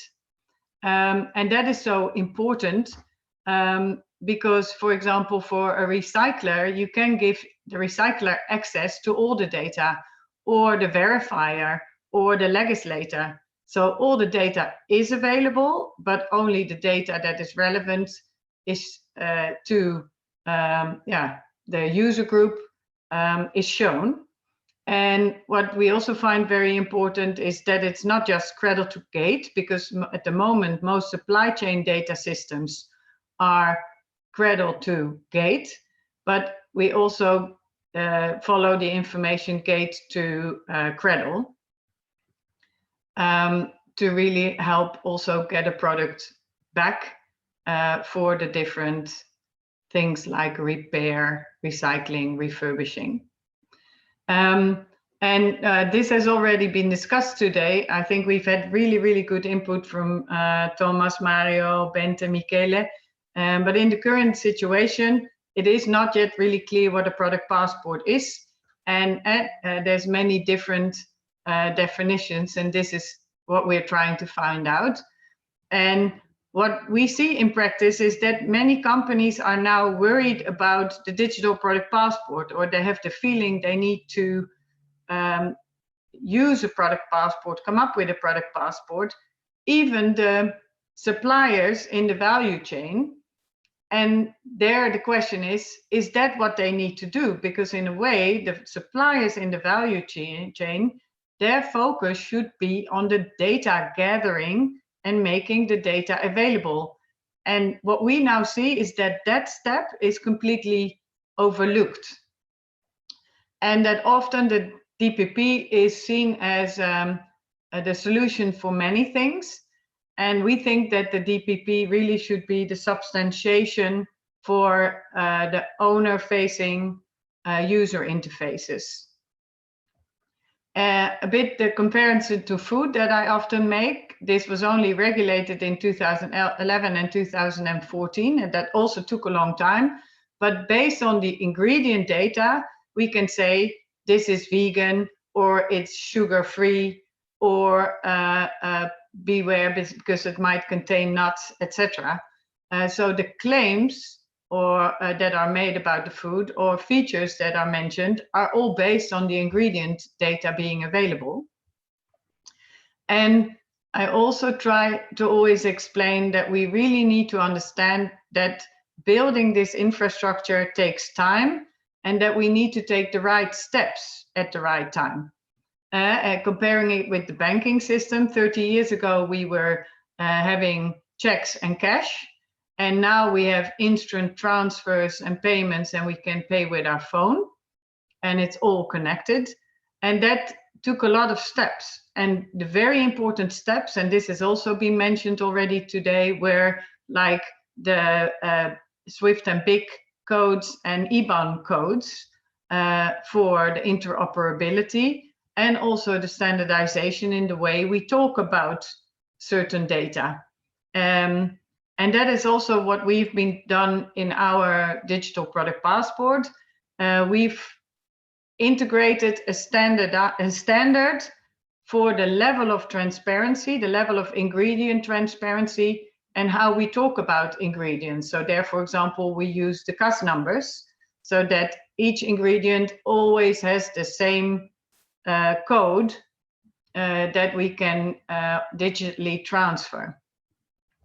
And this would be really helpful if these type of things would be standardized in the coming 1 or 2 years, because otherwise, how are we going to talk about the ingredients, the materials, and the products in a standardized way and in an interoperable way? So it's not just a unique identifier for the product. There's a lot of other standardization that is still needed. So what we are building at the moment, and as I said, the DPP is not our core business, and Mario also said it, we will need collaboration and others that are willing to work with us, is that we now have one supply chain data system that we work with for the 30 digital product passport, but we would like to be able to link it to many supply chain data systems. And then what you've seen is the user interface. We think that we need to make sense of the data, especially for the consumers, and that it should not be up to the consumers to make sense of complicated data. Also, again, in the comparison with the banking system, if you look at your bank statement on your phone, doesn't matter which bank you're using, you're always seeing the same. And that is really helpful. And then once we have that in place, later on, we can start adding standardized ratings, we can start adding return routes, and other things that are important, like Thomas also said. Summarizing, a circular economy also needs circular economy focused infrastructure, regulation, standardization. A digital product passport can only show data that is available. So the focus should first be on making data available and not just on getting the digital product passport. Traceability is only possible when you have full ingredient information available. So ingredient transparency needs to come first. And full ingredient transparency is really crucial for repair, maintenance, reuse, remanufacturing, and recycling. And it should start really at the beginning of the value chain in order for it to be able to end up in the digital product passport. But like others already said, let's start simple and small. That's what we did. Therefore, we also now have a very clear distinction between self-declared data and verified data. So everybody can enter data in the system as self-declared data. And from there, we can work to get everything verified at some stage in the future, but that doesn't need to be now. Thank you very much. Thank you. I see there are some questions arriving, but let's try to keep everything for after the last presentation. And we are going to hear now from Andrea Dintino from Diane. He's the program manager, and he's going to present an Horizon 2020 Reflow project he's working on, and also the future steps, let's say. Please, Andrea. Yeah, and if people put questions in the chat, I can answer them there as well. Of course. Yes. If a question is too complex to answer, Andrea will take only 5 minutes, and then we have 1 hour of discussion, maybe 3/4 of this hour of discussion to finish it. Please, Andrea, the floor is yours. Thank you. All right, let me see. Actually, I am not going to talk about one Horizon 2020 project. I'm going to talk about everything we have done related to the DPP. So I put together 5 slides. All right, are you able to see my screen? Yes, perfect. Good. So first, a very short presentation about DynOrg. DynOrg is a non-profit organization based in the Netherlands, founded in 2005. We are about 20 people, 80% of us is developers. And we've been working in several European Commission-backed projects that I'm gonna show to you now. Our core competences are cryptography applied to blockchain, as well as circular economy, and then we also have been working on technopolitics. But cryptography and circular economy / DPP are the main focus, and have been the main focus for the past few years. So those are some of the most interesting projects we've been working on. The first is Decode, is a project, is the Horizon 2020 project about the privacy and blockchain. The project did run between 2016 and 2019. It has become one of the 2 flagship projects chosen by the European Commission about blockchain. So in several pages, several web pages from the European Commission talking about blockchain, in the body you can see this. We have been working on a three steps tender with the European Commission about EPSI. EPSI stands for European Blockchain Service Infrastructure, and we passed the first and the second step.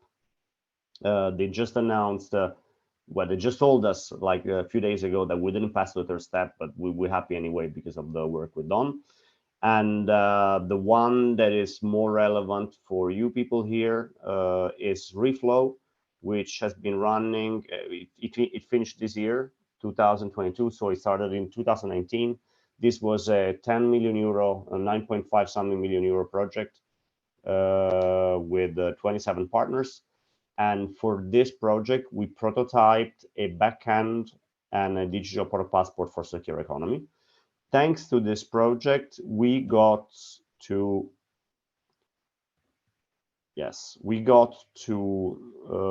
in touch with people writing the interface project, which is ultimately funded by the EC, but I think it's an EFRE, so a European regional development project, which we are doing with a university in Hamburg and with a Fab Lab Foundation. So we are developing a platform to allow collaboration on open source hardware and for design and manufacturing of open source hardware. We are developing an economical system inside the platform, and we are also developing a digital product passport, which is based on the work we did in Reflow, but we're basically taking it from prototype stage to production ready level. So our digital product passport, I would have loved to demonstrate it today. I couldn't because we are between two technologies.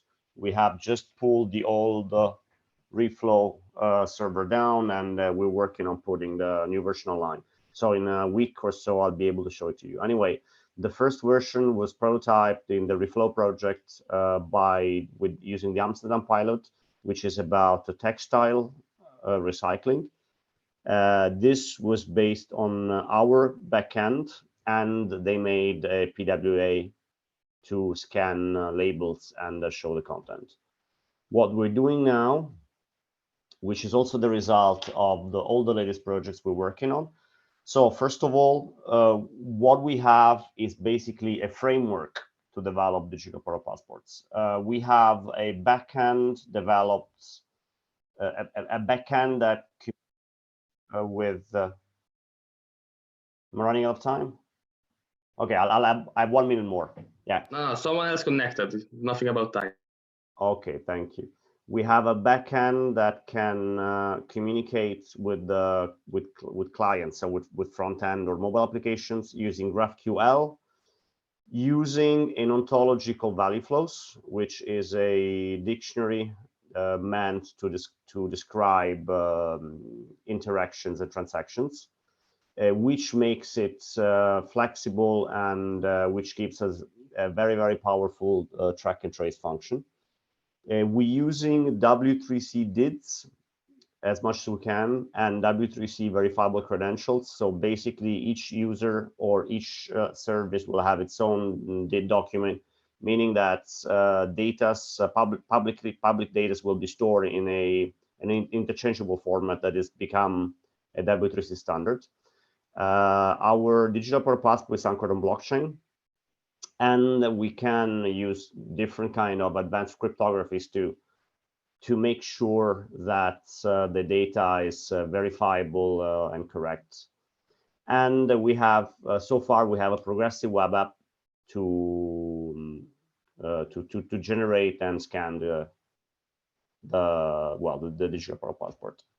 So that was it, and I will be demoing this in the next couple of weeks. I asked Luca if they're interested in helping us with inviting people. So whoever is interested, please drop me a line or write me in the chat, and we'll get back to you. Thank you very much. Thank you, Andrea. Thank you very much. So a lot of speakers. First of all, I would like to thank Nora and Morena, our assistants at Veltha, because organizing all of this was not easy. But finally, we arrived at the discussion. I've seen many people chatting. I also had a lot of questions coming to my mind while we had the panelists, but now finally we can be more interactive. So please, if you want to talk, put your camera and microphone on. I would like to start from questions arriving from the region of Łódź in Poland.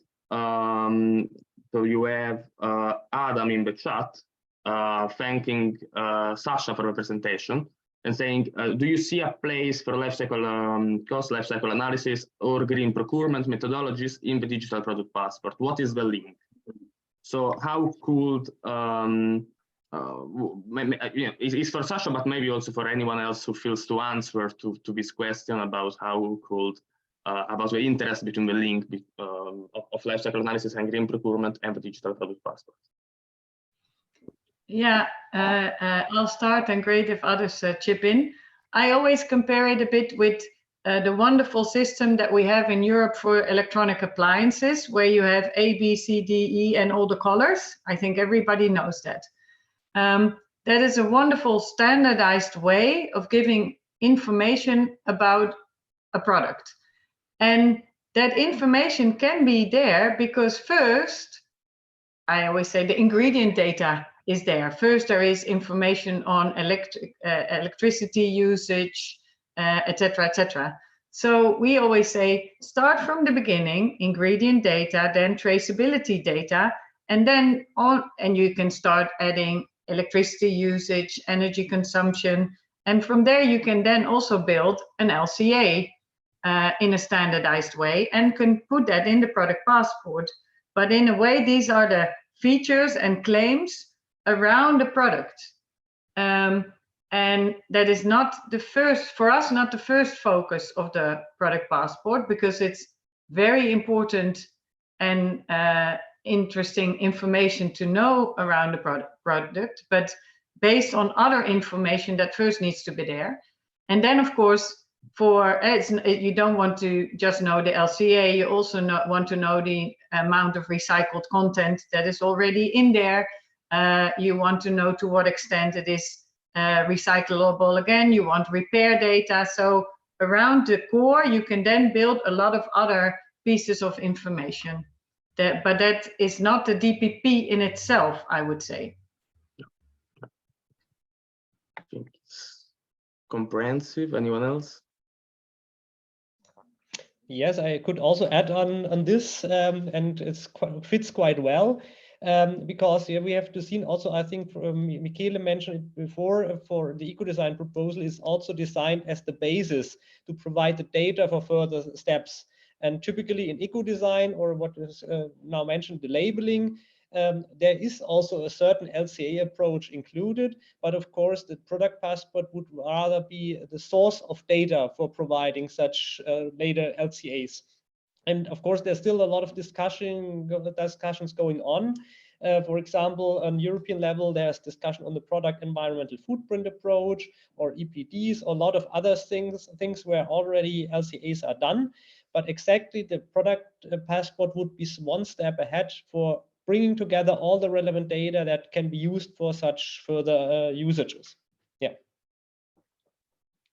So thank you, Sasha. Thank you, Thomas, for your answer. What I really want to underline is that sometimes this tool, this DPP tool, I hope that will help build up an effective green public procurement environment for, to be effective in gaining the environmental pros and to get a more circular approach, I hope. So thank you very much. It was very important. Actually, one question that from this comes to me, and maybe for Mr. Galatola, is of course different DGs, but there is the whole topic of the circular economy monitoring framework, which is happening, which has been drafted, of course, and published at European level. There are some regions are adapting to this. Let's say that the most advanced regions actually have way complexer systems. I know that in Amsterdam we are dealing with ontology-based. We are piloting an ontology-based monitoring framework. In Flanders, we have more than, because I'm based in Flanders, we have more than 100 indicators based from the data that can be found. I mean, is the digital product passport being built also for aggregability of the data? And is there a communication channel already opened to eventually use the digital product passport system that we are going to put in place also for monitoring frameworks of circular economy, and therefore at European, but also at regional level? Well, several of the speakers today called for a digital product passport that goes step by step. And I think that makes a lot of sense. So we shouldn't start overcharging with the expectations the digital product passport. This is to say that maybe one day we will get to that point, Luca, but I don't think that is the starting point for the DPP. The DPP really starts as a tool to promote circularity and environmental sustainability by making available more information Then there is the dimension of the legal compliance, and then there will be future dimensions that will be built in, but step by step. If we start really by, as Thomas was saying, trying to design the perfect system, it will collapse the day after we launch it. And we know that by previous experience. So let's stay with the feet on the ground. Two things I wanted to add to the conversation, partly related to the previous question on, starting from the previous question on LCA. I mean, as Sasha also mentioned, the DPP is a container of information. It's not creating the information process. So it will include what we as a legislator or you as economic actors will decide to put in that. But in particular, when it comes to LCA, it becomes interesting because, I mean, the DPP will also give a lot of visibility to information provided. And then you see an interesting dynamic where, especially certain companies who are in principle and officially claiming that they will be ready and open to provide all information about their products, the moment they understand that if we do that and we start putting in the DPP information derived from LCA, maybe from a single method, then they might get into the risk of being compared with and this is something that not everybody would like to see. So we are seeing that on one side there are companies saying yes, we want DPP, but then when we start realizing the implication of that, they start saying yes, but maybe not LCA or maybe not a single method. You know, there are these kind of interesting dynamics that we are now experiencing when discussing DPP. And the other element of reflection I would like to bring forward, and this is specific to the DPP that the Commission is putting forward through Ecodesign. And again, I want to quote Sasha because she was adding a lot of interesting elements of reflection. I mean, all the speakers were very interesting, but Sasha was saying an ideal DPP should start from the extraction of raw materials, then you move information to the manufacturer, then you move information to the other steps in the life cycle. And she's absolutely right. That's the ideal DPP, but it is not a DPP that you will see manifesting in Europe from the Commission. And the reason is not just because we don't want to get to the ideal, but it's because there are limitations, for example, related to legal jurisdiction and to whom we can impose requirements. So the practicality, I mean, the DPP that we will implement is a DPP where is the final economic operator, the one placing the product on the market, that will have the responsibility of finding back along the value chain all the information that he needs in order to fill the DPP, because we cannot ask legal requirements on companies that are not located in Europe or that do not have a direct commercial relations with Europe. This is a great limitation. This is a potential burden for companies. We know, but at the same time, we have to be realistic and not promise things that then we don't have the legal basis to implement. No, I think that a lot of the policy barriers you're mentioning are at national level probably. So regional officers cannot do that much right now. Of course, pressuring the local governments, but maybe something that regional officers can do, and maybe I will also ask if you would like to do so in your own region, is to start talking with the local companies, because first of all, we are talking about the data economy, and just outside of the concept of DDPs, recent studies have shown that more than half of small and medium enterprises still have no idea of the value of data they own. And so if maybe some workshops could happen at regional level, speaking, bringing a bit of the results and the content of today's presentations, and showcasing the impact that installing DDPs could have, it would be nice. So I don't know if any of the regions that are present here today would raise a hand, and would you go in the direction of giving a follow-up to this event and organizing a local workshop in your own region, mentioning the DDPs at least?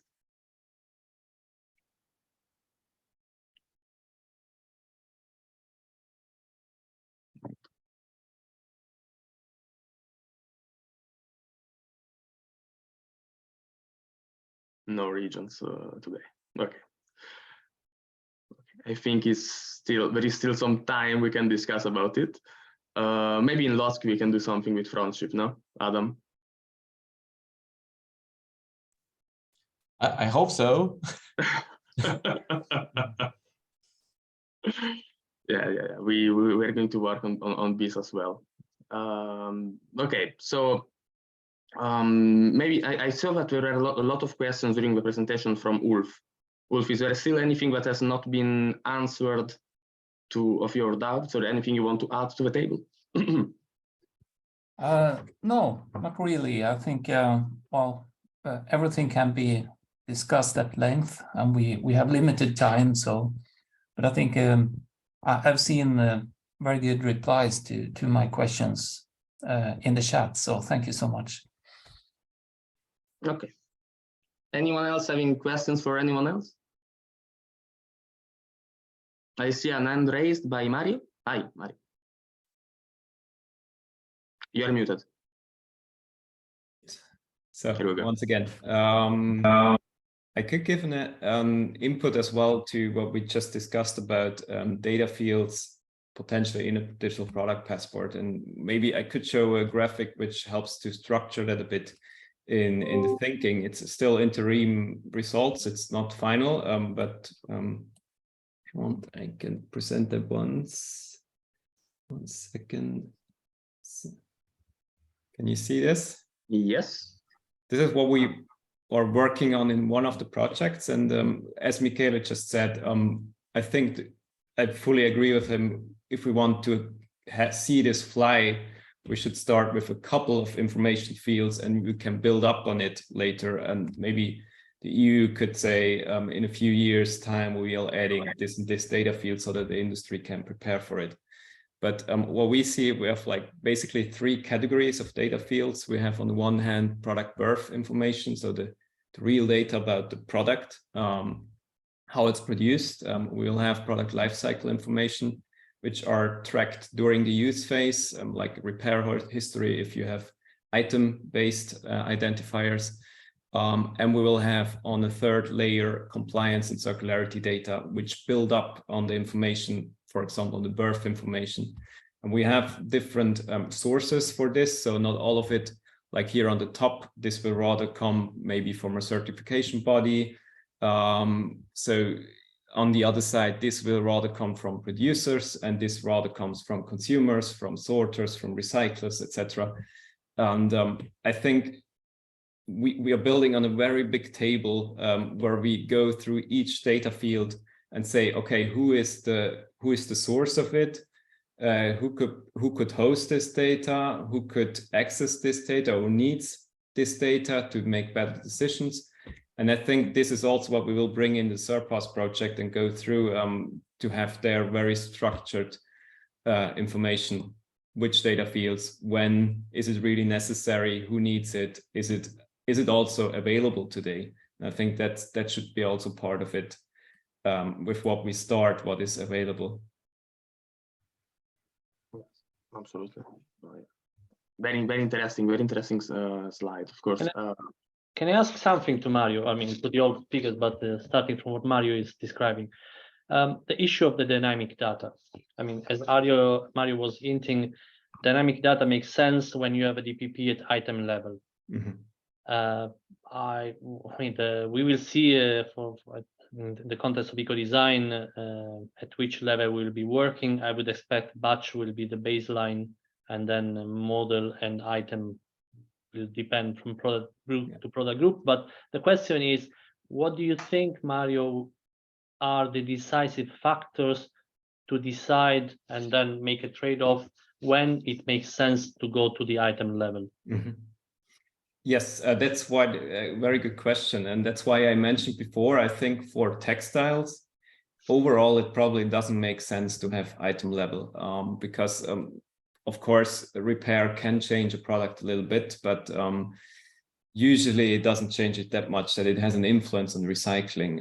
We see in our project, and this is in collaboration with the Technical University of Berlin and the Fraunhofer Institute, where they are looking into electronics. There they see for like bigger components, it might make a bigger change during the use phase. So it might make sense to have their product identifiers on item level, but there must be always a value behind that you can better recycle it, that you can keep it longer in the loop, etc., that you can refurbish it, etc. If there is some need or some value in it, I think it might make sense to have item level based.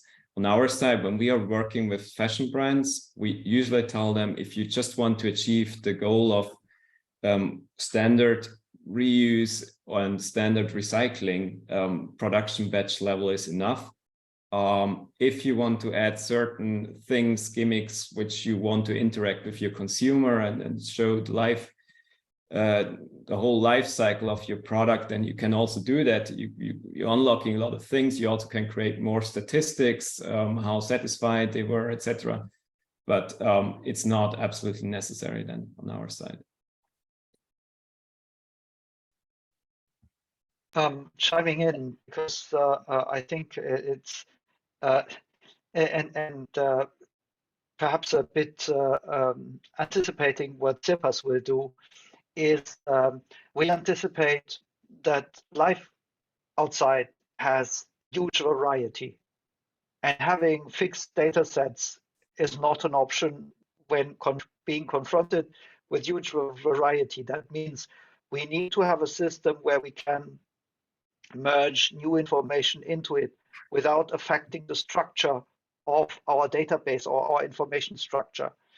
As soon as we have a dependency between our information structure and new information or a new type of information, we are lost. This is the difference between the old SQL databases and new graph databases or graph models. In a graph model, if you have additional information, you just add an edge and you add a node and the system. The disadvantage of those graph models is they are not as performant. That means the end system will have a mixture where you will have a mixture where at some points you need the efficient, very efficient, old-fashioned databases that are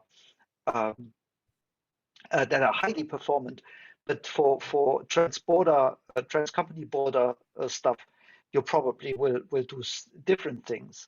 So like Michele said, we need to have a system that is capable of working with the entire set of DPPs that we see already, and show them a way between two applications doing DPP stuff, how to exchange data correctly and without information loss, and how to merge data when I have 10, 5, 15, 150 sources.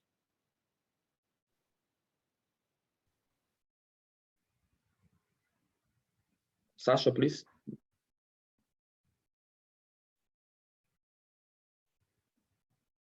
Can I chip in there, Luca? Yeah, sure. What I think is important is that when a DPP is going to be regulated, that if, for example, if it's first on production batch level, that there is some clarity on we will expect the next stage to be ready in 5 years from now or 10 years from now, so that we have a bit of a staged approach for all companies to calculate with. And I also often hear people talking about relevant data, and there I want to make clear that we do not know what relevant data is, because we are starting to build an infrastructure and we're starting to build technology.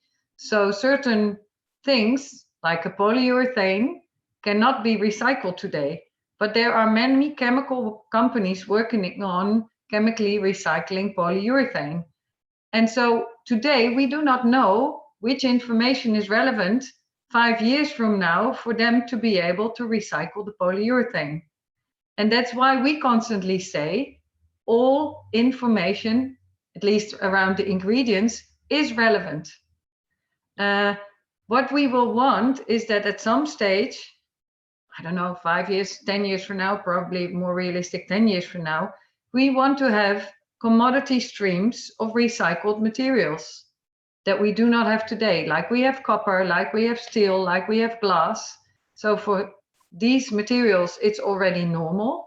But in the future, you also want to have this for polyester, you want to have this for polyamide 6, you want to have it for cellulose.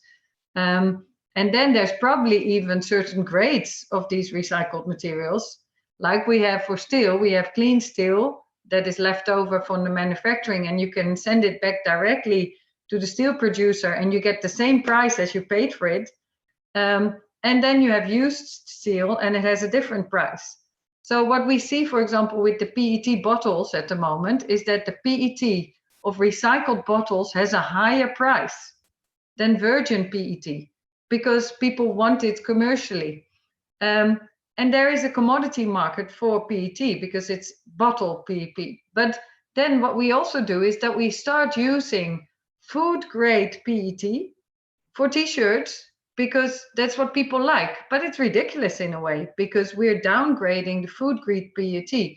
So we want to have a commodity stream for food grade PET, and then we have a commodity stream for PET from fashion, which can also be used from other textiles like the car seat or the mattress.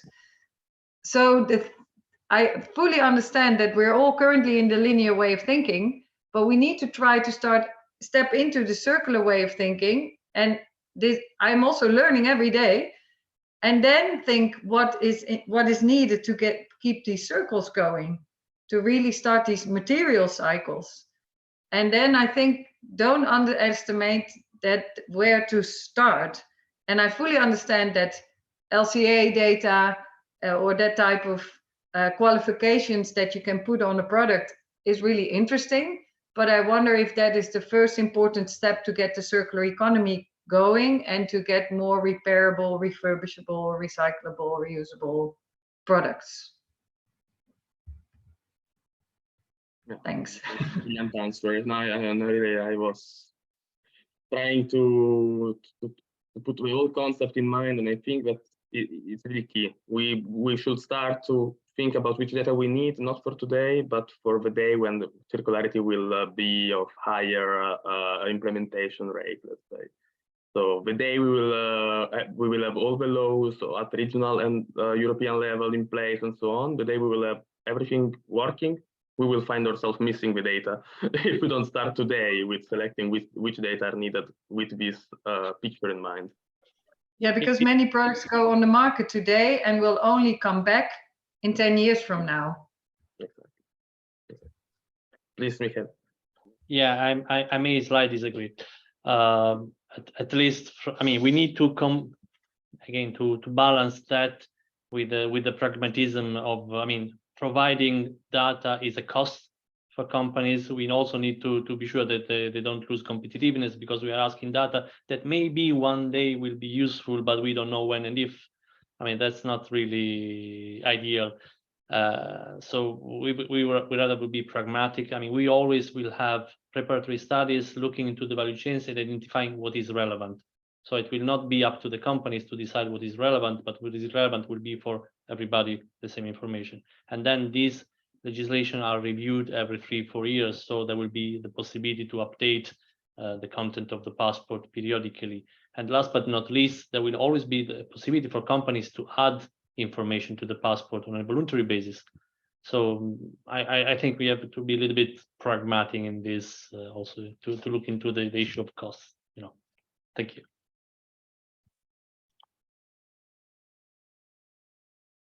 Mario, please. Yes.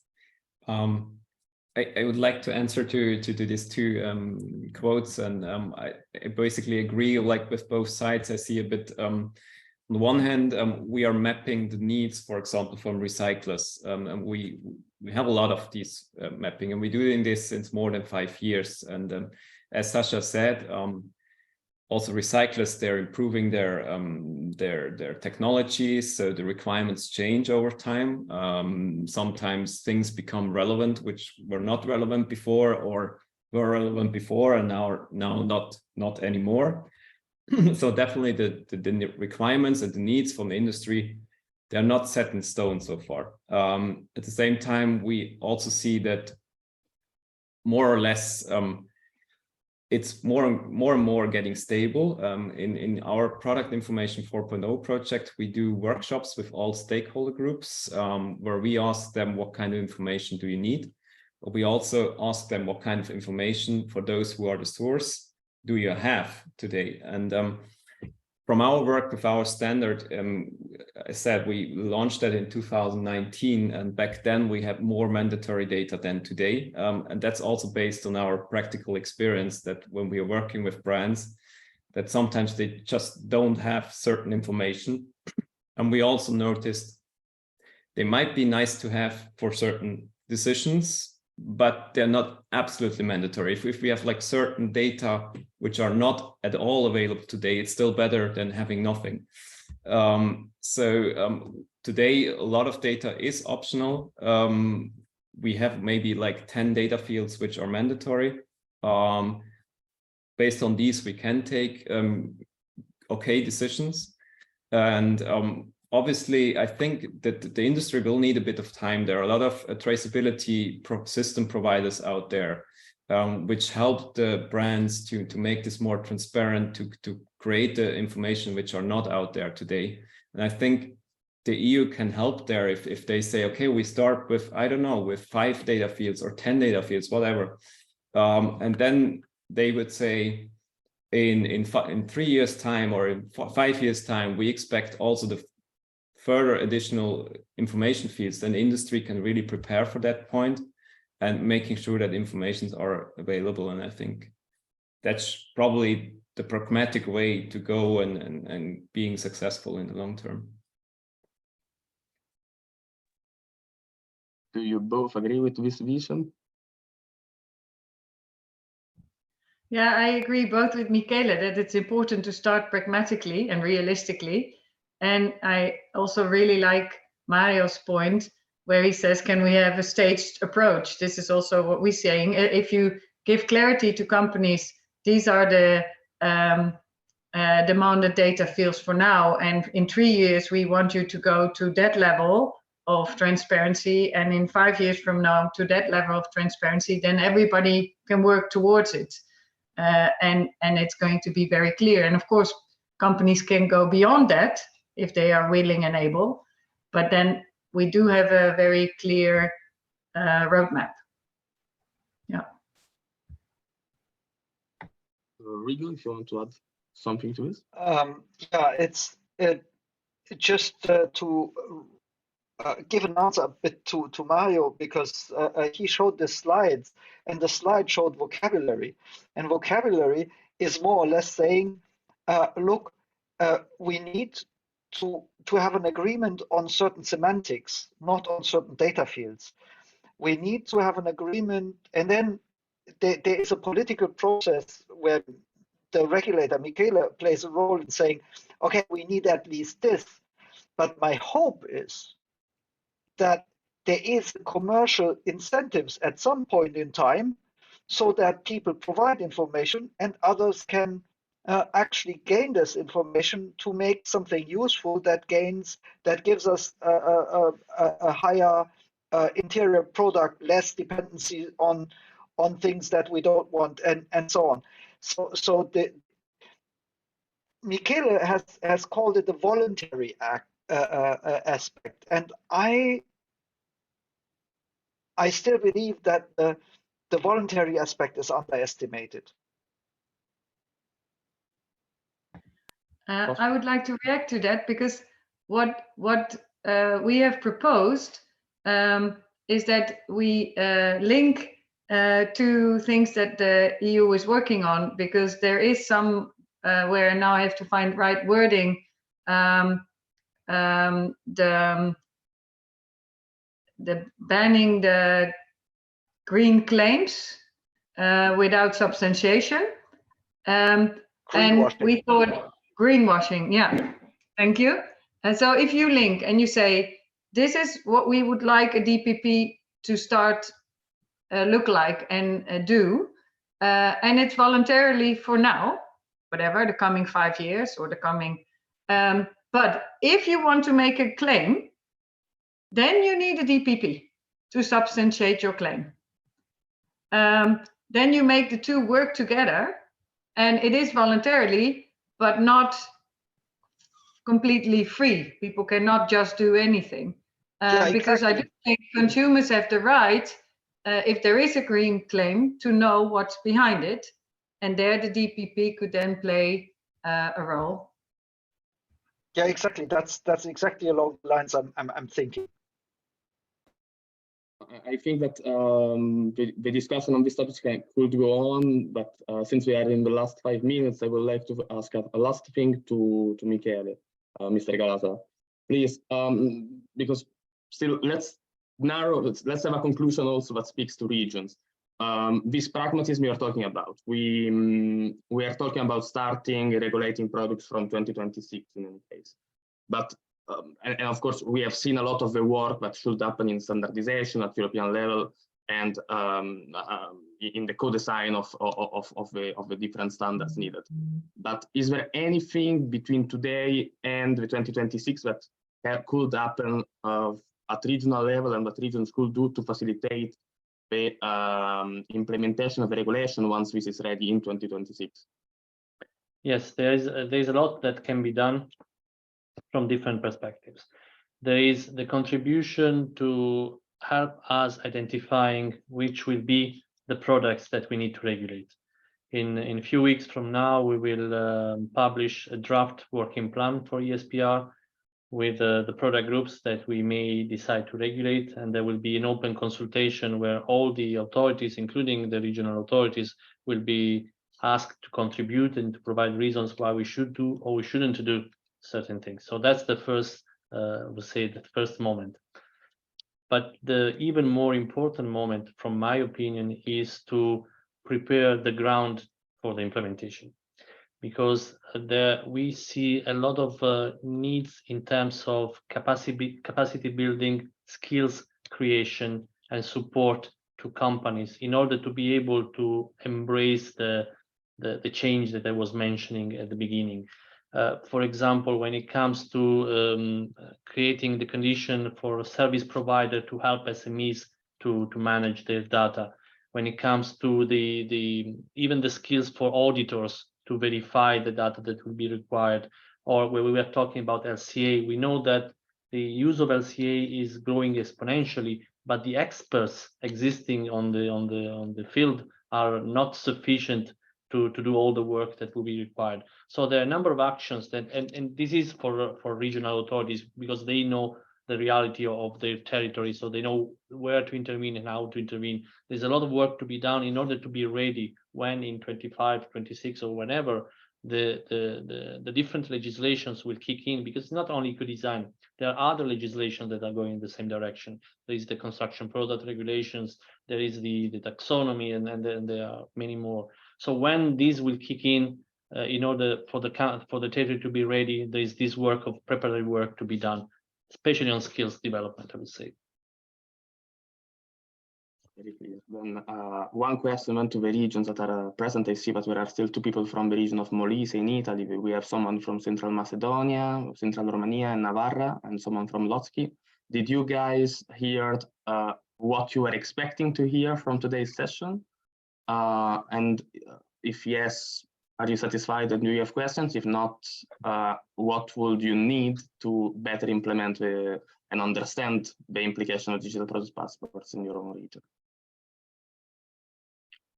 Maybe we can start from the 2 people from Molise, if they are still with us.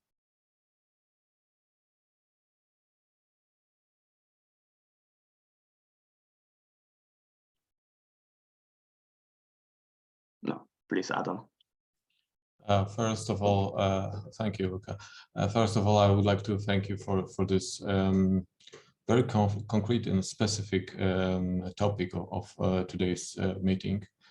And I think it's very important to have a link between those methodologies and tools, DPP and LCA also. So what I really would like to expect from your side is to summarize this discussion, so we can learn, so we can you know, have a quiet time to have those not very simple vocabulary and very specific connections with this tool, with the DPP tool, to have some quiet 10 or 20 minutes to have those dots links between our situation in our regions, our regional specialization, and have an outlook and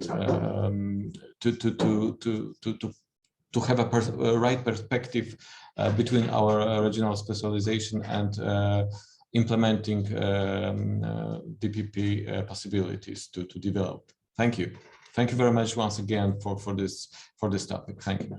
Absolutely. The idea is that this discussion will be resumed in a maximum two pages document with a section specific at the end with the recommendations for the regions. And then, of course, as I was mentioning before, we do have some space in our package to a friendship to discuss about this, and then to start to understand how the DDPs could be implemented and how the ground could be prepared in the region of Lotski. And then we have the replication part of friendship. So, of course, what we will do in Lotski can be replicated also by the regions that were present today and the regions that are present in the friendship. So if no one else has anything to add, we are at 12:30 still. I think that the content, it will be very difficult to resume everything in 2 hours. I see that someone from Region Molise. Yes, just to say thank you to all of you. It was really interesting to attend this this session. It is a topic important for us, but we are not so in the topic. So it was a good experience to start to go in the topic. So thank you to all the speakers and to all the other that had attended to this yes to this presentation. Thank you very much, Luca. No, thank you. We will do our best to keep in touch with you and to eventually start understand how the DDP could be found and what can the region do to prepare the ground, as Mr. Galatola asked before. That is our aim for the I can talk for the Molise region. Thank you. No, we can stay in touch and see if we can collaborate on that. Of course. Thanks. Then thank you very much to everyone today. And again, it will be very difficult to prepare the 2 pages document, but we will do our best, and it will we will try to characterize it with a pragmatism that has been mentioned several times today. So thank you very much again, and have a nice day. Bye-bye. Bye. Bye-bye. Bye. Thank you. Bye. Bye-bye. Thank you. Thank you. Bye. Thanks, Luca. Bye, everybody. Thank you, Malzacher. Bye. Thank you very much. Bye-bye.